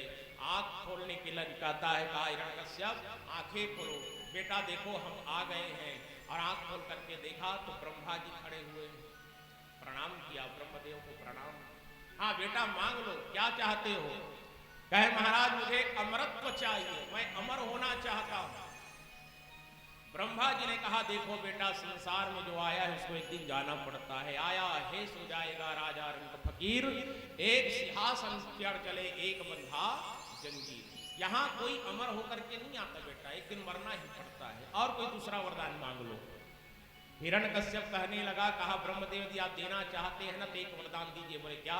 मैं दिन में मरूं ना रात में मरूं, मैं अंदर मरूं ना बाहर मरूं, मैं ऊपर मरूं ना नीचे मरूं, ना अस्त्र से मरूं ना शस्त्र से मरूं, ना मनुष्य से मरूं ना पशु से मरूं, ये वरदान आप दे दीजिए। 12 महीने में किसी भी महीने में मेरी मृत्यु नहीं होनी चाहिए। ब्रह्मा जी ने कह दिया एवमस्तु। देवता लोग भी बड़े खतरनाक वरदान देते थे, सबसे खतरनाक वरदान तो भोलेनाथ देते हैं। हाँ, जो मांगो भोलेनाथ से मिल जाता है, वो सोचते नहीं क्या मांग रहा है। आगे चल करके भस्मासुर की भी कथा आने वाली है ना? क्या मांगे क्या दे दिए, संकट में खुद भोलेनाथ पड़ जाते हैं। एवं वस्तु कह के ब्रह्मदेव चला गया। जैसे वरदान मिला तो हिरण्यकश्यप वरदान को पा करके अहंकारी हो गया, ताकतवर हो गया, बलशाली हो गया। उसको लगा कि अब संसार में मुझको कोई नहीं मार सकता, मैं अमर हो गया। अरे पागल, भगवान की बनाई हुई सृष्टि में कोई उसके हाथों से बच सकता है? रचा है सृष्टि को जिस प्रभु ने, वही ये सृष्टि चला रहा है। अरे जिसने सृष्टि का निर्माण किया पगले, उस सृष्टि के रचयिता के हाथों कोई बचने वाला नहीं है। उसने सबका जन्म और मृत्यु का दिन तिथि निर्धारित करके भेज दिया है, माध्यम बना करके भेज दिया है किसको कैसे मरना है। लेकिन हिरण्यकश्यप अज्ञानतावश अहंकार में फंस करके कहता है मैं किसी के हाथों मरने वाला नहीं हूं, मैं अमर हो गया। और उसी अहंकार के कारण आकर के तो फिर संत महात्माओं के ऊपर अत्याचार करना चालू कर दिया।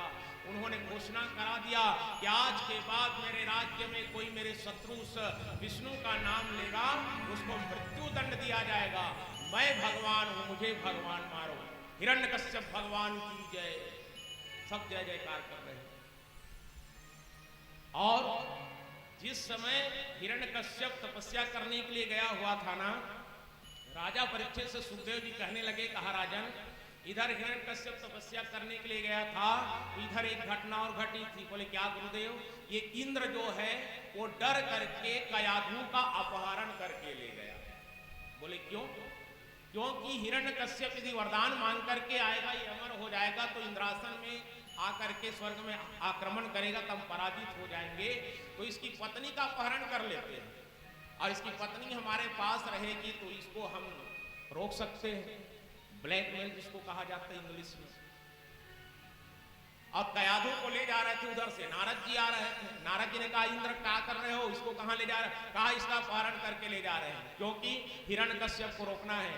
कहा देखो मूर्ख हो तुम, इंद्र तुमसे बड़ा मूर्ख कोई नहीं हो सकता। बोले क्यों? अरे इसके गर्भ में ना हिरण्यकश्यप की मृत्यु का कारण भी तो पल रहा है, भगवान का भक्त पल रहा है, और इसको ले जाओगे तो हिरण्यकश्यप मरने वाला नहीं। नारद जी अपने साथ ले गए और कयाधु को भगवान की कथा को सुनाते थे, तो कयाधु के गर्भ में पल रहा बालक भी कथा को सुनता था। वापस छोड़ दिए हिरण्यकश्यप के आने के पहले। हिरण्यकश्यप जब तप करके आया वहां पर कयाधु स्वागत करती है। समय बीतने के बाद माता कयाधु के गर्भ से एक सुंदर बालक का जन्म हुआ, जिसका नाम पड़ा प्रहलाद। बोलिए भक्त प्रहलाद की जय। प्रहलाद जन्म लेकर के आया, भगवान का भक्त है, बढ़िया सुंदर है।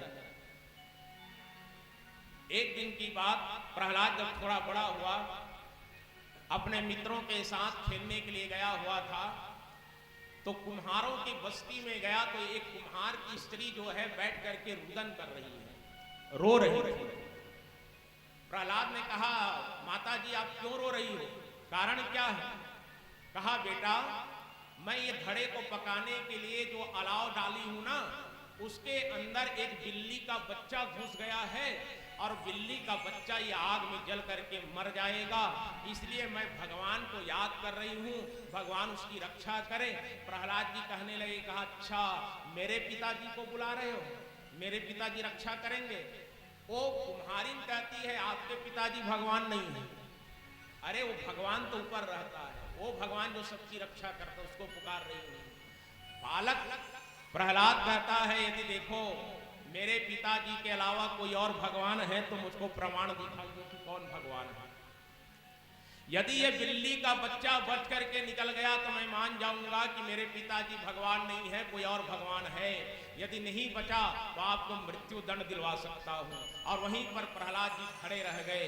थोड़ी देर के बाद उस अलाव से एक बिल्ली का बच्चा निकल करके भागा, तो प्रहलाद को आभास हो गया कि मेरे पिताजी ईश्वर नहीं है, ईश्वर तो केवल एक है, भगवान केवल एक है। और वहां से प्रहलाद गया, शिक्षा ग्रहण करने का समय आया, और उस दिन से भक्त प्रहलाद जो है केवल उस नारायण की स्तुति करता है, विष्णु को ध्यान करता है, भगवान का ध्यान करता है, हर पल नारायण नारायण नारायण करता है। हिरण्यकश्यप जब सुना कि उसी का बेटा उसी के शत्रु का नाम ले रहा है, तो हिरण्यकश्यप को बड़ा क्रोध आ गया। कहा मेरा खुद का बालक मेरी आज्ञा का उल्लंघन कर रहा है तो दूसरे को मैं कैसे रोकूंगा। बहुत समझाया प्रहलाद को, नहीं माना प्रहलाद। उसको गुरुकुल भेज दिया गया। संडा मर्क नाम का गुरु जी है प्रहलाद का। हिरण्यकश्यप का कुल गुरु का नाम है संडा मर्क। उनको बुलाया, कहा गुरुजी इस बालक को अपने आश्रम पर ले जा करके विद्या अध्ययन कराइए, और इसको बताना कि मैं भगवान हूं, कोई दूसरा भगवान नहीं है, इसको बढ़िया सिखाना। संडा मर्क जी लेकर के गए आश्रम पर प्रहलाद जी को, और बढ़िया विद्या अध्ययन कराए। एक दिन की बात, गुरुजी पढ़ाते दूसरा थे तो प्रहलाद पढ़ता दूसरा था। गुरुजी कहते थे तुम्हारा पिताजी भगवान है, तो गुरुजी को कहते थे ऐसा नहीं हो सकता गुरुजी, भगवान तो फिर वहां रहता है कहाँ, ऊपर में, हरि व्यापक सर्वत्र समाना, प्रेमति प्रकट होई मैं जाना, वो भगवान है। एक दिन संडा मर्क कहे प्रहलाद मैं राजमहल से आ रहा हूं, तुम इन बालकों को थोड़ा पढ़ा देना। बोले कक्षा नायक, क्लास कैप्टन, अब बड़े घर के लड़का ला सब प्राथमिकता देते। एक कक्षा में 40-50 बच्चे हैं, और उसके घर में कहीं बढ़िया धनवान का व्यक्ति का बालक पढ़ा है तो उसी को एकदम प्राथमिकता देंगे। अब वो राजा का बेटा है, तो राजा का बेटा है तो कहे प्रहलाद मैं महल से आ रहा हूँ, इन बच्चों को संभालना, कोई हल्ला नहीं होना चाहिए, इनको पढ़ाना। बोले हाँ आप जाइए। जैसे ही गुरुजी गए, इधर प्रहलाद की पढ़ाई चालू हो गई।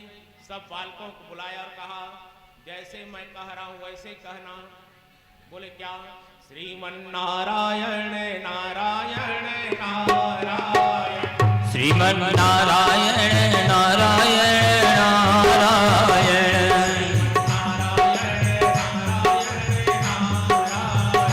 श्रीमन्नारायण नारायण नारायण।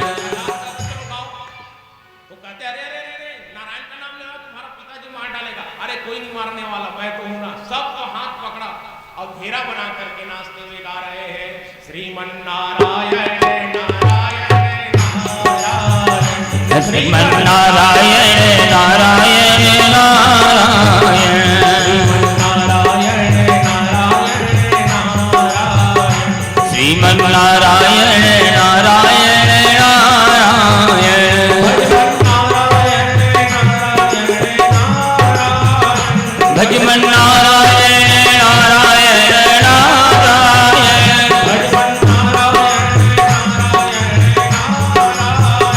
भज मन नारायण नारायण नारायण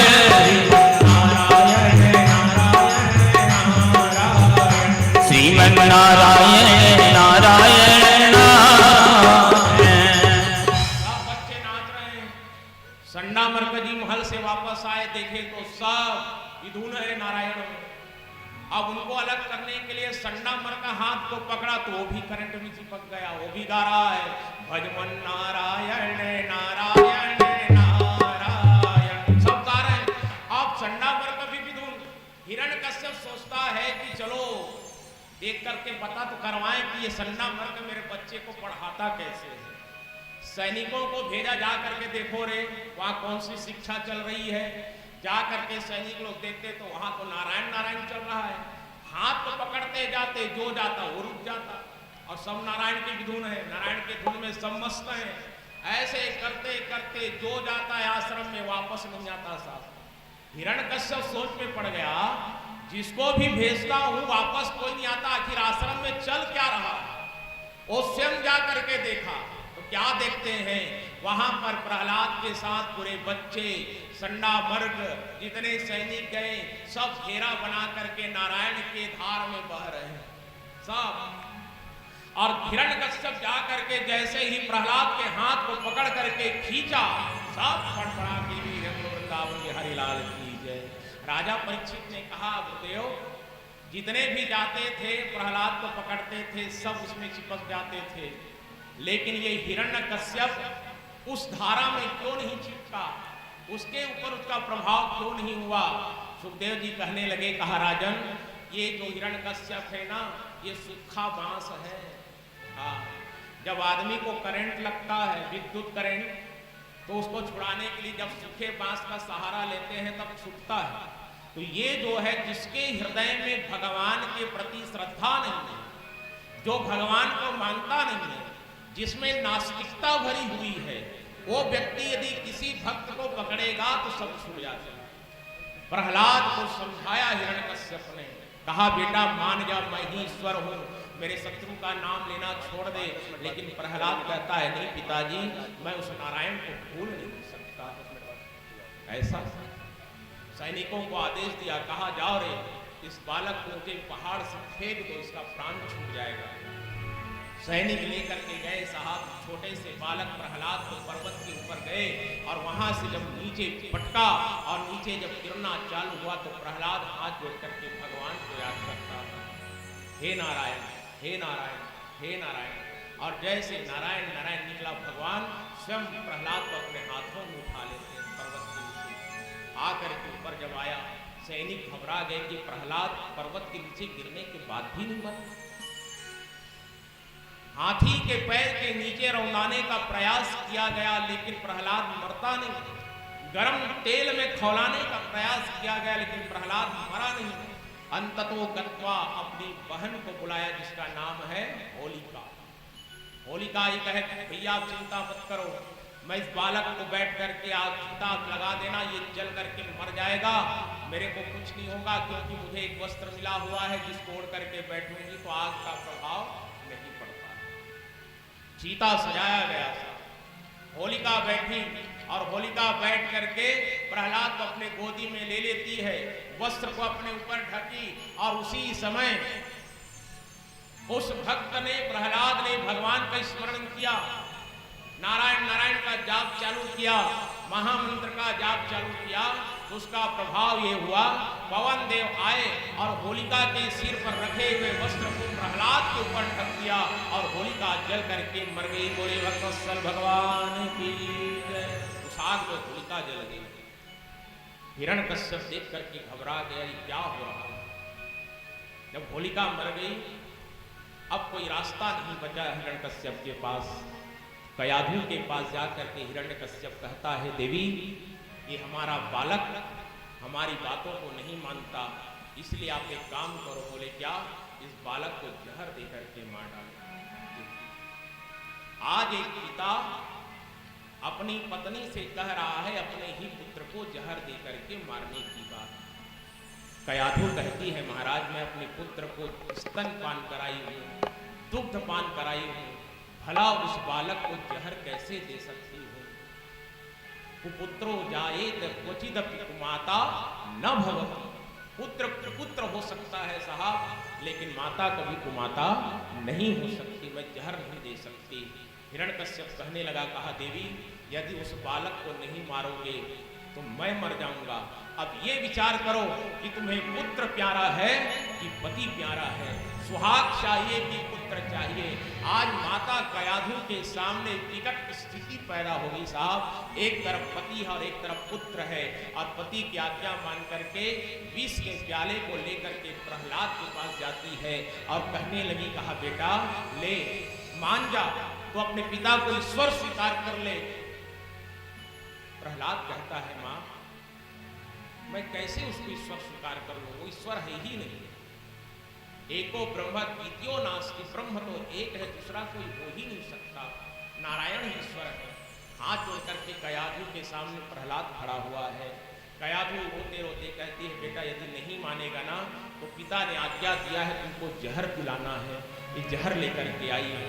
प्रहलाद कहता है, मां कोई माता अपने पुत्र को जहर कभी नहीं दे सकती। मां तो केवल अमृत पिलाती है, दूध पिलाती है, जहर नहीं दे सकती। ये जहर नहीं, तू तो मेरे लिए अमृत लेकर के आई है। हाथ से छीन लिया जहर के प्याले को, और जैसे ही हाथ से छीनती है माता कयाधु बेहोश होकर के गिर गई। और एक ही बार में नारायण शब्द कह के विष के प्याले को प्रहलाद जी पान कर लेते हैं, असर नहीं हुआ। जब जहर का पान किया, माता कयाधु अचेत अवस्था में पड़ी हुई है, और आंख खोलने के लिए प्रहलाद कहता है, मां ओ मैया आंख खोल, देख तेरा प्रहलाद अभी भी जीवित है, तेरे प्रहलाद को कुछ नहीं हुआ। संसार में मां से बढ़कर के कोई नहीं है प्यारे। माता कयाधु को प्रहलाद जी उठाते हैं, और कयाधु जैसे ही उठती है अपने पुत्र को जीवित देकर के हृदय से लगा करके रोना चालू कर देती है। कहा बेटा तू बच गया। ये है मां की ममता। गाइए माता के श्री चरणों पर, उस मां के लिए, क्योंकि आदरणीय माता जी भी देवलोकवासी हो गई है, उनको उनकी भी मुक्ति की कामना को लेकर के भागवत का आयोजन किया गया है। अब जब हमारी बहन की शादी है इस परिवार में, तब तो माता जी नहीं थी, देखे नहीं माता जी को, लेकिन भाव माता के चरणों पर समर्पित जरूर करेंगे। बोलिए अपने अपने माता पिता की जय।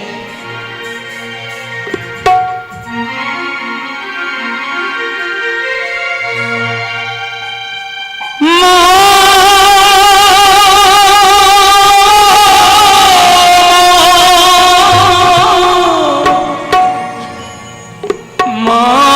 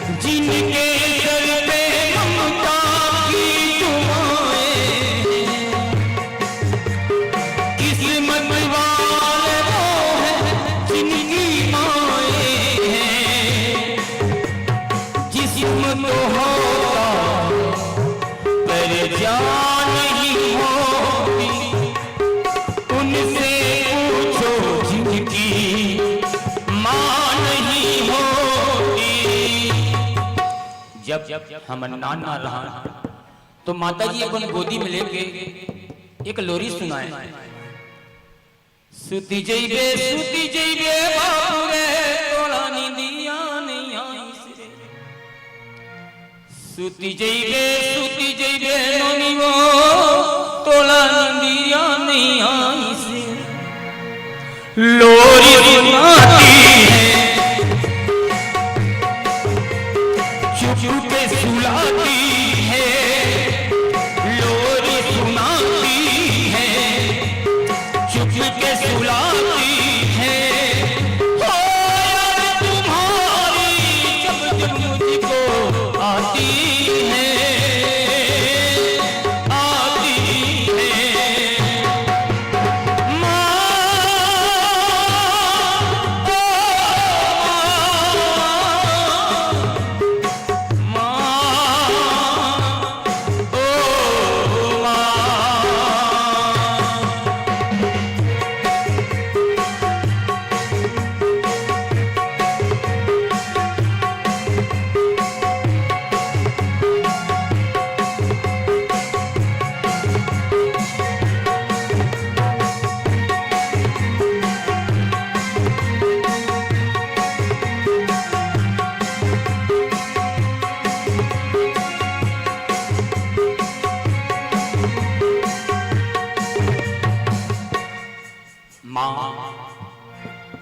माँ के दिल जब दुखते तो माँ के आंख से आंसू ओ कही थे बस।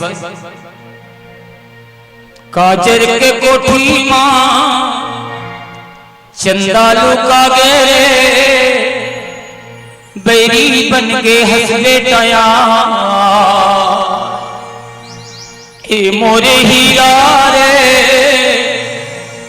ए मोरे चंदा रे बैरी बन के हंस बेटया। लेकिन बेटा किसको रहा है? माँ का कथे आजा सीने से तुझको लगा लूं मैं। चीर के दिल को धड़कन में छुपा लूं मैं। आजा सीने से तुझको लगा लूं मैं।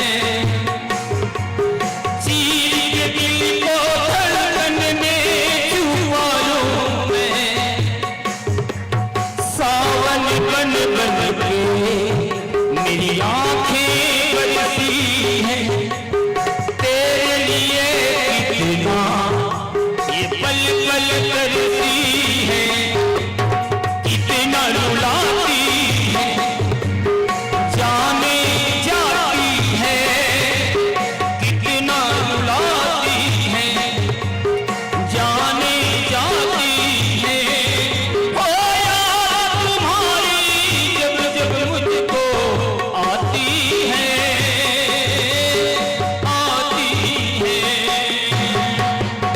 पास बुलाती है।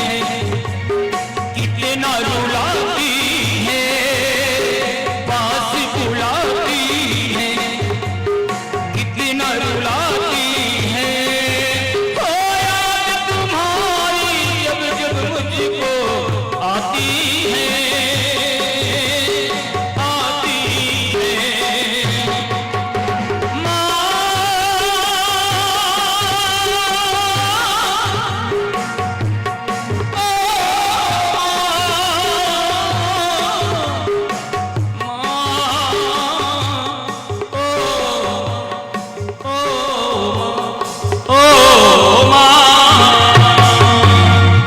बोलिए अपने अपने गुरु माता पिता की। बोले भागवत भगवान की। माता कयाधु अपने पुत्र प्रहलाद को हृदय से लगा लेती है। प्रहलाद कहता है माँ चिंता मत करो मुझे कुछ नहीं होगा। अरे जिसका रक्षक भगवान हो जाए उसका बाल बांका कौन कर सकता है। जाको राखे साइया मार सके ना कोई बाल ना बांका कर सके जो जग बैरी होए।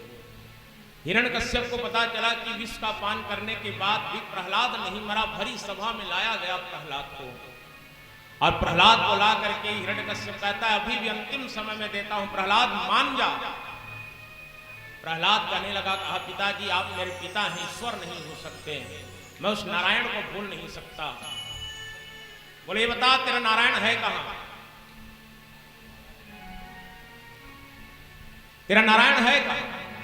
प्रहलाद कहता है पिताजी मेरे नारायण तो हर जगह व्याप्त है, कण कण में व्याप्त है। जिस आसन पर आप बैठे हैं उसमें भी नारायण है।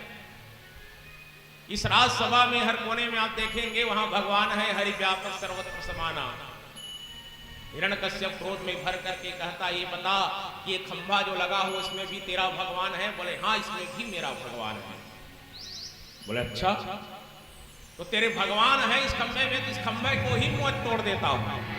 और ऐसे कह के हिरण्यकश्यप अपने गदा को उठाया और गदा को उठा करके जोर से खंभे के ऊपर जैसे ही प्रहार करता है, कड़कड़ कड़कड़ की आवाज से खंभा फटा और वहां से भगवान नरसिंह का प्रादुर्भाव हुआ। बोले नरसिंहनाथ भगवान की जय। नरसिंहनाथ प्रकट हो गए। इतना विकराल शरीर भगवान का, बड़े बड़े नाखून हैं भगवान के, और दहाड़ते हुए चिंघाड़ते हुए जब सभा में आया तो जितने लोग बैठे हुए थे सब के सब कांपना चालू। आसमान से जितने भी देवता है सब पुष्प वर्षा कर रहे हैं। भगवान नरसिंह का प्राकट्य हो गया है। हिरण्यकश्यप देखता है भगवान के विकराल स्वरूप को तो थर थर थर थर कांपना चालू कर दिया। भगवान दहाड़ मारते मारते हिरण्यकश्यप के हाथ को पकड़ा और खींचते खींचते ले जाकर के बीच दरवाजे पर बैठ गया। बैठ करके हिरण्यकश्यप को गोदी पर सुलाया और कहने लगा, कहा हिरण्यकश्यप ये बता तू कहां बैठा है, ऊपर है कि नीचे है? कहा भगवान न तो मैं ऊपर हूं न नीचे हूं, मैं तो आपकी गोदी में बैठा हूं। अच्छा ये बता ये दिन है कि रात है? कहा भगवान ये दिन है ना रात है, ये तो मध्याह्न का समय है। ये बता तू अंदर है कि बाहर है? कहा प्रभु ना तो मैं अंदर हूं ना बाहर हूं, मैं तो बीच दरवाजे पर हूं। ये बता 12 महीने में कौन सा महीना चल रहा है? कहा भगवान मुझे नहीं पता कौन सा महीना है। अरे पागल, तेरा वध करने के लिए, तुझे मारने के लिए तो मैंने पुरुषोत्तम मास बना दिया है। बोले भक्तवत्सल भगवान की जय। एक पुरुषोत्तम मास भी आता है। ये बता ये अस्त्र है कि शस्त्र है? कहा महाराज ना तो ये अस्त्र है ना शस्त्र है, ये तो आपके नाखून है। ये बता मैं मनुष्य हूं कि पशु हूं?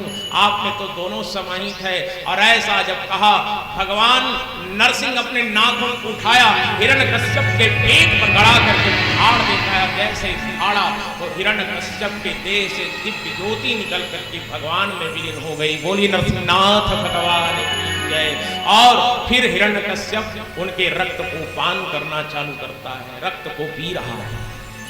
रक्त को पीते पीते जब हिरण्यकश्यप मर गया, सब वहां पर खड़े लोग जब कांपना चालू कर दिए, सब घबरा गए, क्या होगा कैसे होगा, इसको शांत कैसे किया जा सकता है?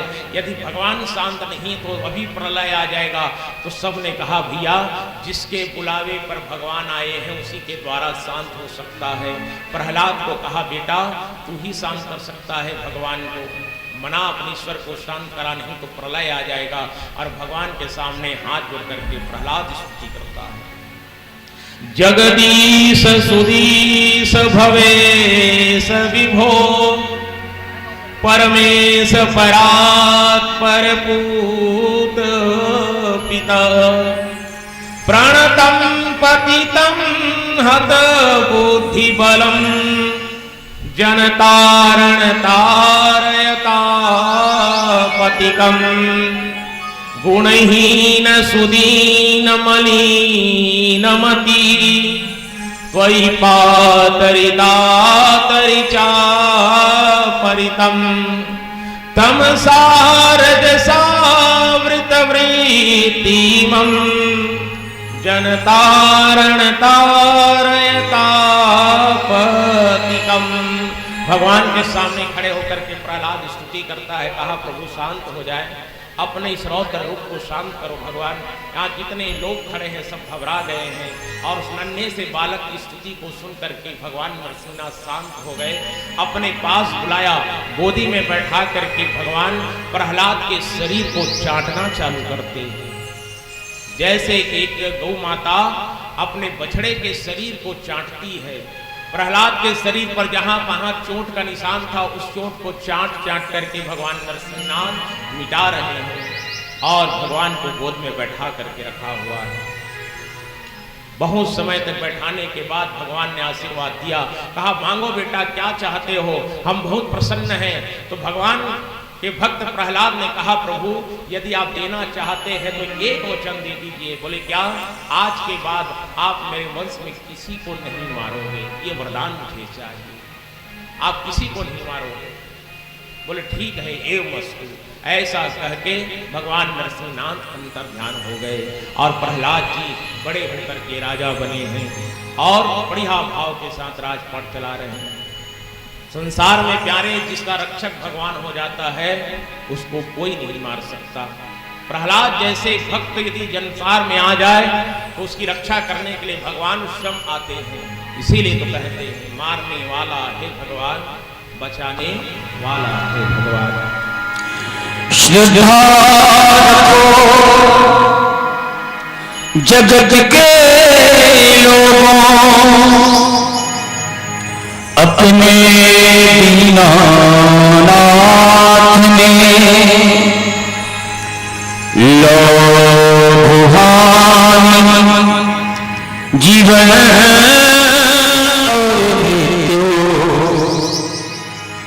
सब कुछ उसके हाथ में।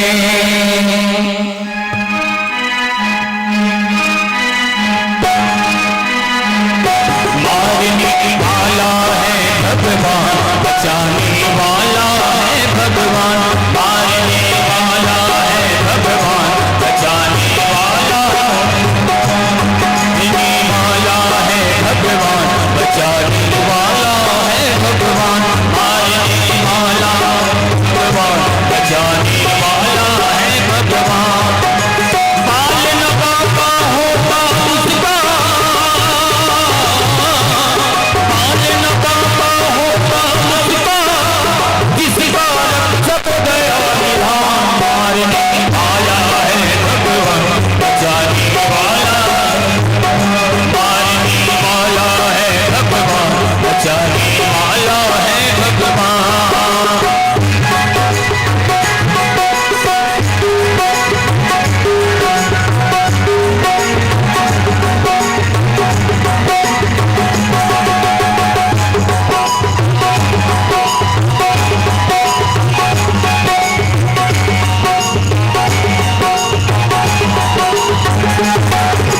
त्याग तोरे भाई भैया का, स्वार्थी बिना प्रीति छोड़ो। कल क्या होगा उसकी चिंता, जगत पिता छोड़ो।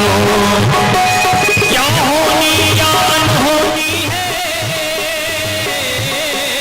क्या होनी या अनहोनी है, सबका उसको ज्ञान। मारने वाला है भगवान, बचाने वाला है भगवान। मारने वाला है भगवान, बचाने वाला है भगवान।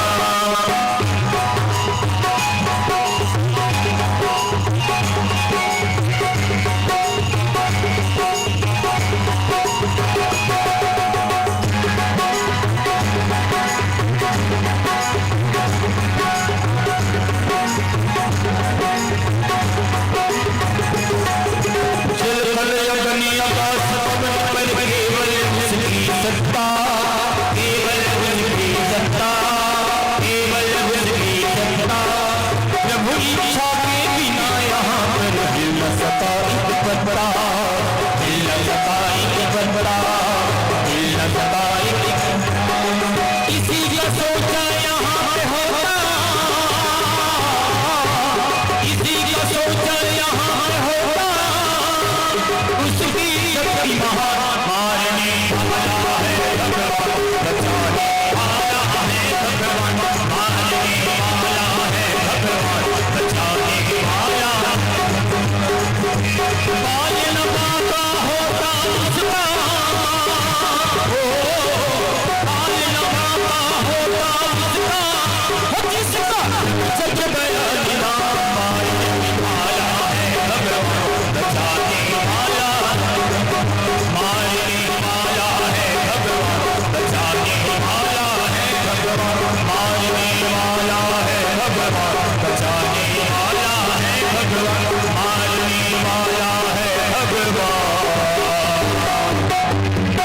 बचाने वाला है भगवान। जय जय श्री राधे।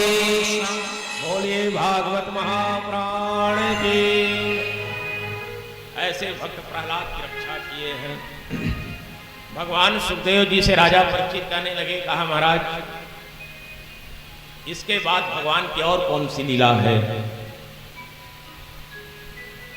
विदुर जी मैत्रेय जी से प्रश्न कर रहे हैं। कहा गुरुदेव ये तो प्रहलाद के पुकारने पर भगवान नरसिंहनाथ बन करके आ गए, और हमने तो सुना है कि एक पशु हाथी के पुकारने पर भी भगवान अपने बैकुंठ से चल करके धरती पर आए थे। एक पशु योनि को प्राप्त हुआ, गज की आवाज सुन करके भगवान आए हैं। राजा परीक्षित से सुखदेव जी कहने लगे, मैत्रेय जी विदुर जी को कथा श्रवण कराते हुए कहते हैं, कहा राजन देखो त्रिकुट पर्वत है, उस पर एक हाथी अपने परिवार के साथ रहता था। गज अहंकारी है, और ग्रह जिसको मगर बोलते हैं वो माया है। और ये शरीर त्रिकुट पर्वत इस शरीर को कहा गया। हमारा और आपका शरीर त्रिकुट पर्वत है। मनुष्य अहंकारी होता है, और अहंकारी मनुष्य को मोह रूपी ग्रह ने पकड़ करके रखा है, मगर ने, है ना। कथा में जाता तो मगर, लोग कहते हैं चलो कथा सुनने जाना है, क्या जाने का तो था मगर अभी ऑफिस से आए नहीं है। और दूसरे दिन हो गया, चलो कथा में जाना है, क्या जाना है तो मगर। ये मगर जो है सबको पकड़ करके रखा है साहब। यहां पर बैठे हो लेकिन कई लोगों को अभी भी मगर पकड़ा हुआ है। वामन जी आए नहीं है अभी तक, मगर है ना। 6:30 तक आएंगे कि नहीं आएंगे, नहीं आएंगे मगर। मगर सबको पकड़ा माने मोह पकड़ करके बैठा है। तो त्रिकुट पर्वत पर एक हाथी परिवार के साथ रहता है, और उसी त्रिकुट पर्वत पर एक सरोवर है जहां पर हाथी अपनी पत्नी और पुत्रों के साथ जल क्रीड़ा करने के लिए गया हुआ है। और जल क्रीड़ा कैसे कर रहे हैं? हाथी बीच सरोवर में खड़ा है, उनके पुत्र और पत्नी अगल बगल हैं, और हाथी अपने सूंड पर जल को भर करके उनके ऊपर छिड़कता था। बढ़िया मस्ती से सब स्नान करते हैं परिवार के साथ। लेकिन उसी सरोवर में एक मगर भी रहता है। वो मगर क्या किया, आया चलते चलते और हाथी के पैर को अपने जबड़े पर पकड़ करके खींचना जब चालू किया अंदर की ओर, हाथी छटपटा गए। देखिए हाथी विशाल जीव है, लेकिन मगर का जबड़ा इतना सशक्त है। देखो संसार में व्यक्ति कितना भी ताकतवर क्यों ना हो साहब, जब मोह के वशीभूत हो जाता है ना तो उसकी ताकत खत्म हो जाती है। आप कितना भी ताकतवर हो, कितना भी बलशाली हो, कितना भी विद्वान हो, मोह जहां आया, मोह की चंगुल में फंसे तो आपका सब समाप्त हो जाता है। हाथी छटपटा गया, आवाज लगाया, अपने पुत्रों को कहा बेटा मुझे कोई जीव अंदर है, जल के अंदर वो खींच रहा है, बचाओ मुझे, रक्षा करो। लेकिन पुत्र नहीं आए, पत्नी सांस छोड़ दी, सब भाग गए। मरता है तो मरने दो, हम अपना प्राण क्यों दें। देखो जीव के जीवन में जब विकट स्थिति आती है तो पुत्र पत्नी परिवार भी सांस छोड़ देता है। और सब जब चले गए तो हाथी किसको पुकारेगा, मेरी रक्षा कौन करेगा। उसी सरोवर में कमल का पुष्प था, उसको सुन में उखाड़ करके आवाज देता है, किसको, गोविंद को, भगवान को। और भगवान को आवाज देता है और कहता है क्या, एक सहारा तेरा प्रभु अब, एक सहारा तेरा। हाथी कमल के पुष्प को तोड़ करके आसमान के ऊंचा करके आवाज लगा रहा है, एक सहारा तेरा प्रभु अब, एक सहारा तेरा। ज्ञान न जानू ध्यान न जानू, ज्ञान न जानू ध्यान न जानू, मैं बहता फूल नदी का, दिखता नहीं किनारा। एक सहारा तेरा प्रभु अब, एक सहारा तेरा।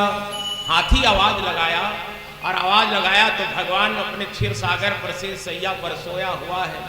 माता लक्ष्मी चरण दबा रही है, सुने कि कोई जीव मुझको पुकार रहा है, मेरा भक्त मुझे पुकार रहा है। गरुड़ को बुलाया, और गरुड़ जैसे ही आया भगवान कहता है, गरुड़ मुझे चलिए मृत्यु लोक पर जाना है, जितनी जल्दी हो सके पहुंचाओ।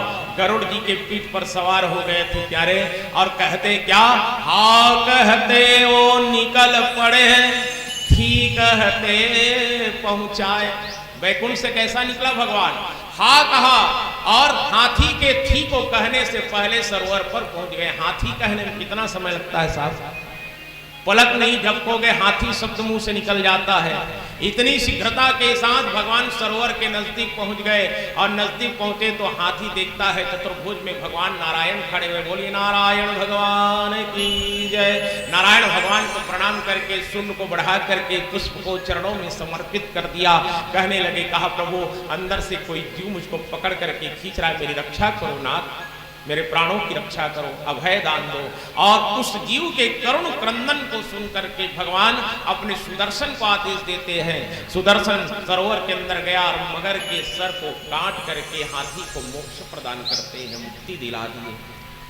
मोह में फंसा हुआ जीव भी यदि संकट में भगवान को याद कर लेता है, जीवन में आप कभी ईश्वर को नहीं माने हुए, भगवान का एक पल आपने कभी नाम नहीं लिया होगा, लेकिन आपके जीवन में जब ऐसी विकट समस्या, विकट स्थिति पैदा हो जाए, जब आपका परिवार आपका साथ छोड़ दे, तो एक बात याद रखना माई बाप, उस समय यदि भगवान को सच्चे मन से आप पुकारोगे तो भगवान किसी न किसी रूप में आपकी रक्षा करने के लिए जरूर आएंगे। ये भागवत भगवान का ज्ञान है, श्रीमद् भागवत का ज्ञान है।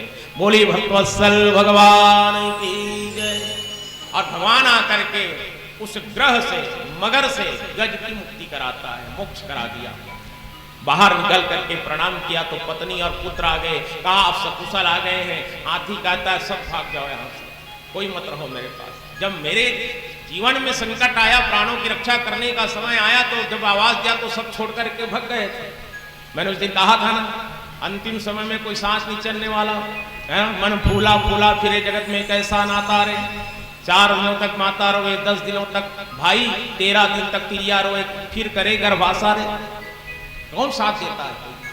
सब कुछ छोड़ करके हाथी तो फिर भगवान की भक्ति करने के लिए चला गया।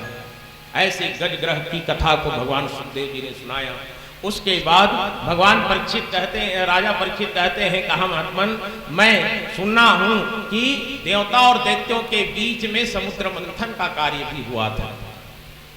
समुद्र मंथन मिलकर के किए थे, जहां से अनेक रत्न निकले थे, सबने बांटा है। ये कैसे हुआ? भगवान सुखदेव जी कहने लगे, कहा राजन प्रहलाद का पौत्र हुआ बलि, और ये प्रहलाद का पौत्र है बलि, राजा बन गया दैत्यों का, और राजा दैत्यों का है, बहुत ताकतवर है, बलशाली है। तो इन्होंने विचार किया कि चलो हम लोग स्वर्ग पर चढ़ाई करते हैं। सब लोगों को तो जीत लिया, एक जगह बाकी है, कहां? स्वर्ग लोग, उसी में चढ़ाई करना है। और अपने दैत्य सैनिकों को सुसज्जित करके महाराज बलि कहां चला गया? स्वर्ग में आक्रमण कर देता है। और आक्रमण किया तो देवता और दैत्य के बीच में जब युद्ध हुआ तो ये इंद्र जो है सबसे पाछे जाता है। शुरू में कहते हैं ना, पृथु महाराज के घोड़े को जो चुराया, इनको अपने केवल कुर्सी का ही मोह है। इतना भीषण युद्ध हुआ देवता और दैत्य में, तो दैत्यों के हाथों से देवताओं को परास्त होना पड़ा। स्वर्ग पर आधिपत्य हो गया दैत्यों का। देवता सब भाग गए, और भाग गए तो कहां गए? अपने कुल गुरु के पास गए। देवताओं के गुरु कौन है? देवताओं के गुरु कौन है?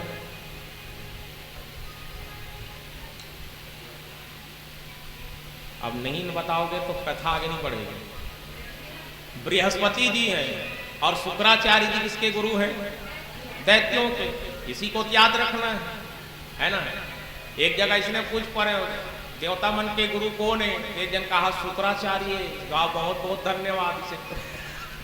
हाँ, तो पूछे हो केठन भागवत सुने हैं? आप बड़ भागवत, हमारे गांव में हर साल 2 ठन 3 ठन होते, सब हम जाता। अच्छा, तो शुक्राचार्य बता रही इसका माता जी भुला गया महाराज, ऐसे कि मैं क्या नहीं भुलाना। मैं उस दिन बोला था ना, कथा नित नई होकर के चलती है, प्रतिदिन हर दिन नया। कथा वही है, कहने का भाव सबका अलग अलग है। कथा कभी पुरानी नहीं होती, कथा तो नया होकर के आता है जीवन में। कथा कभी पुरानी होती है क्या? नहीं होती साहब। बृहस्पति जी के पास गए, देखो जीवन में संकट आए तो गुरु के चरणों में जाइए और गुरु ही मार्गदर्शन देता है। शुरू दिन भी कहते गुरु गोविंद दो खड़े का केला गो पाए, बलिहारी गुरु आपनो जिन गोविंद दियो बताए। जिसके जिसके जीवन में संकट आया सब गुरु के शरणागति हुए। महाराज दशरथ भी गुरु के पास गए, है ना। चौथे पन में बालक नहीं एक बार, भूपति मन माही और भय ग्लानि मोरे सुतनाही। गुरु गृह गयऊ तुरंत महिपाला, चरण लागी करी विनय विशाला। गुरु जी के पास गए। आज इंद्र इत्यादि देवता दैत्यों से पराजित होने के बाद सीधा कहाँ गए? गुरु बृहस्पति जी के पास गए। कहा गुरु जी हम तो स्वर्ग से विहीन हो गए हैं, दैत्यों का आधिपत्य हो गया है, अब क्या करें, कैसे करें, अब कोई उपाय बताइए। कहा इसका उपाय मेरे पास नहीं है, तो कौन बताएगा? नारायण बताएंगे। नारायण के पास गए। कहा देवता लोग कैसे आए गुरु जी के साथ? ऐसे ऐसे घटना घट गई महाराज, आप तो सर्वज्ञ हैं, आप सब जानते हैं, कोई उपाय बताइए, हमको स्वर्ग वापस चाहिए। कहा एक काम करो, आप लोगों को दैत्यों से मित्रता करनी होगी। दैत्यों से मित्रता, स्वार्थ लाख करें सब प्रीति, सुर नर मुनि सब की यही रीति। जा करके दैत्यों से मित्रता कर लो।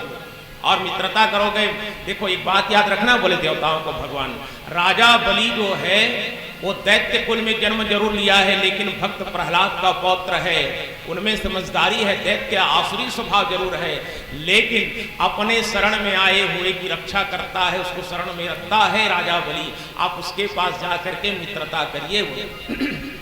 अच्छा, और मित्रता करने के बाद क्या करना है? बोले समुद्र मंथन करेंगे, बताना। और समुद्र मंथन में जो जो रत्न मिलेगा बांटेंगे। तो समुद्र मंथन से और क्या निकलेगा महाराज? वहां से अमृत निकलेगा। तो दैत्य लोग अमृत के लालच में जरूर साथ देंगे। बोले अब दैत्य लोग के पास में गए देवता लोग, कहे महाराज बलि आपको बहुत बहुत भाई हो, आप स्वर्ग के राजा बन गए, आप बलशाली हैं, आप शरणागत वत्सल हैं, हम सब आपके शरण में आए हैं, हम आपसे मित्रता करना चाहते हैं। बलि सोच में पड़ गया, अरे बाप रे, देवताओं में इतनी सद्बुद्धि कैसे आ गई, जो हारने के बाद भी मित्रता करने आ गया है। बोले हाँ हाँ चलिए मित्रता कर लेते। संधि हो गई। बोले समुद्र मंथन करना है हमें, और समुद्र मंथन में जो भी रत्न मिलेगा ना उसको आपस में बांटेंगे। अमृत भी निकलने वाला है। तो अमृत की बात सुने तो दैत्य लोग बड़े प्रसन्न हो गए। अमृत निकलेगा तो हम लोग को ताकतवर है, इन लोगों से छीन लेंगे, अमृत पी लेंगे, तो हम तो कभी हारने वाले नहीं है, मरने वाले नहीं है। संधि बढ़िया हो गई भाई। और दूसरे दिन प्रातः काल सब समुद्र के किनारे गए। और समुद्र के किनारे गए तो विशाल समुद्र है। अब उसने विशाल समुद्र को मंथन करना है, तो उसके लिए मथानी किसको बुलाया जाए? मथने के लिए कोई मथानी तो चाहिए। तो किसको लाया गया? मंदराचल पर्वत को लाया गया। मंदराचल पर्वत को लाया, समुद्र के बीच में रखा गया। अब उसके लिए रस्सी की जरूरत पड़ेगी मंदराचल पर्वत को खींचने के लिए। तो किसको लाएं? वासुकी नाग को बुलाओ। वासुकी नाग को आवाहित किया गया। वासुकी नाग आया, कहा क्या है, आपको इस मंदराचल पर्वत पर लिपट करके रस्सी का काम करना है, आपके द्वारा मंथन होगा। और मंथन प्रारंभ होने वाला है साहब। एक तरफ दैत्य है, एक तरफ देवता है। देवता लोग किधर हैं? वासुकी के मुख की ओर। दैत्य लोग किधर हैं? पुंछ की ओर। अब मंथन चालू हुआ, और मंथन जैसे चालू हुआ तो मंदराचल पर्वत जो है समुद्र के अंदर डूबना चालू हो गया।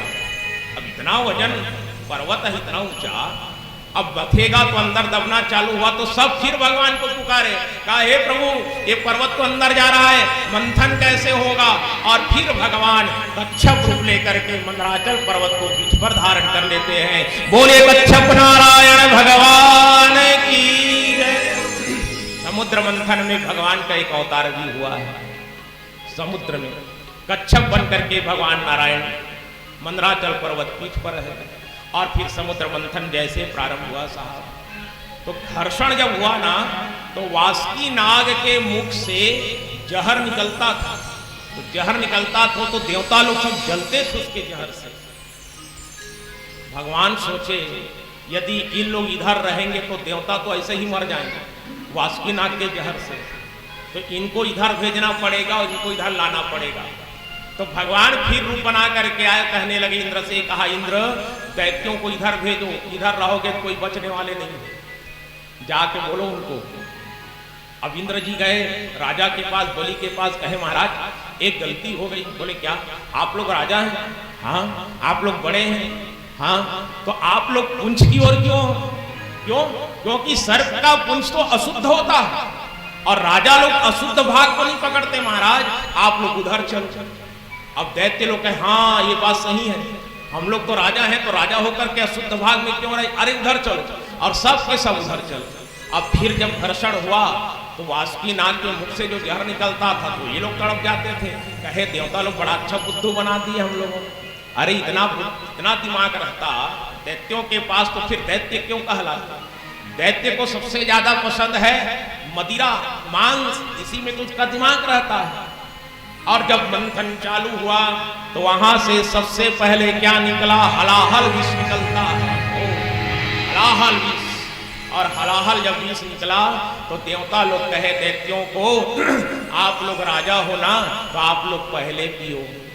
दैत्य लोग कहे मूर्ख समझते हो, एक बार मूर्ख बना दिए, पुंछ का भाग छुड़वा करके यहाँ ला दिए, अब जहर पीने की बात करते हो, नहीं पिएंगे, इनको तुम लोग पियो। कोई नहीं पीने वाला। तब क्या कि इसको पिएगा तो कौन? कालों के काल महाकाल पिएगा। चलो भगवान शंकर के पास। सब दैत्य और देवता गए विष को लेकर के भगवान शंकर के पास। कैलाश पर माता पार्वती बैठी हुई है, जा करके कहते हैं कर्पूर गौरम करुणावतारम संसार सारम भुजगेंद्रहारम सदा वसंतम हृदयारविंदे भवं भवानी सहितं नमामि पशूनां पतिं पापनाशं परेशं गजेन्द्रस्य कृतिं वसानं वरेण्यं जटाजूट मध्ये स्फुरन्दवारिं महादेव एकं स्मरामि स्मरामि। और स्तुति करते हैं। तो आइए हम सब भी जहर लेकर के भगवान शंकर के पास चले कि हे भोलेनाथ आप भी जहर का पान कर सकते हैं। बोलिए भूत भयंकर भोलेनाथ भगवान की जय। जप हर हर हर भोला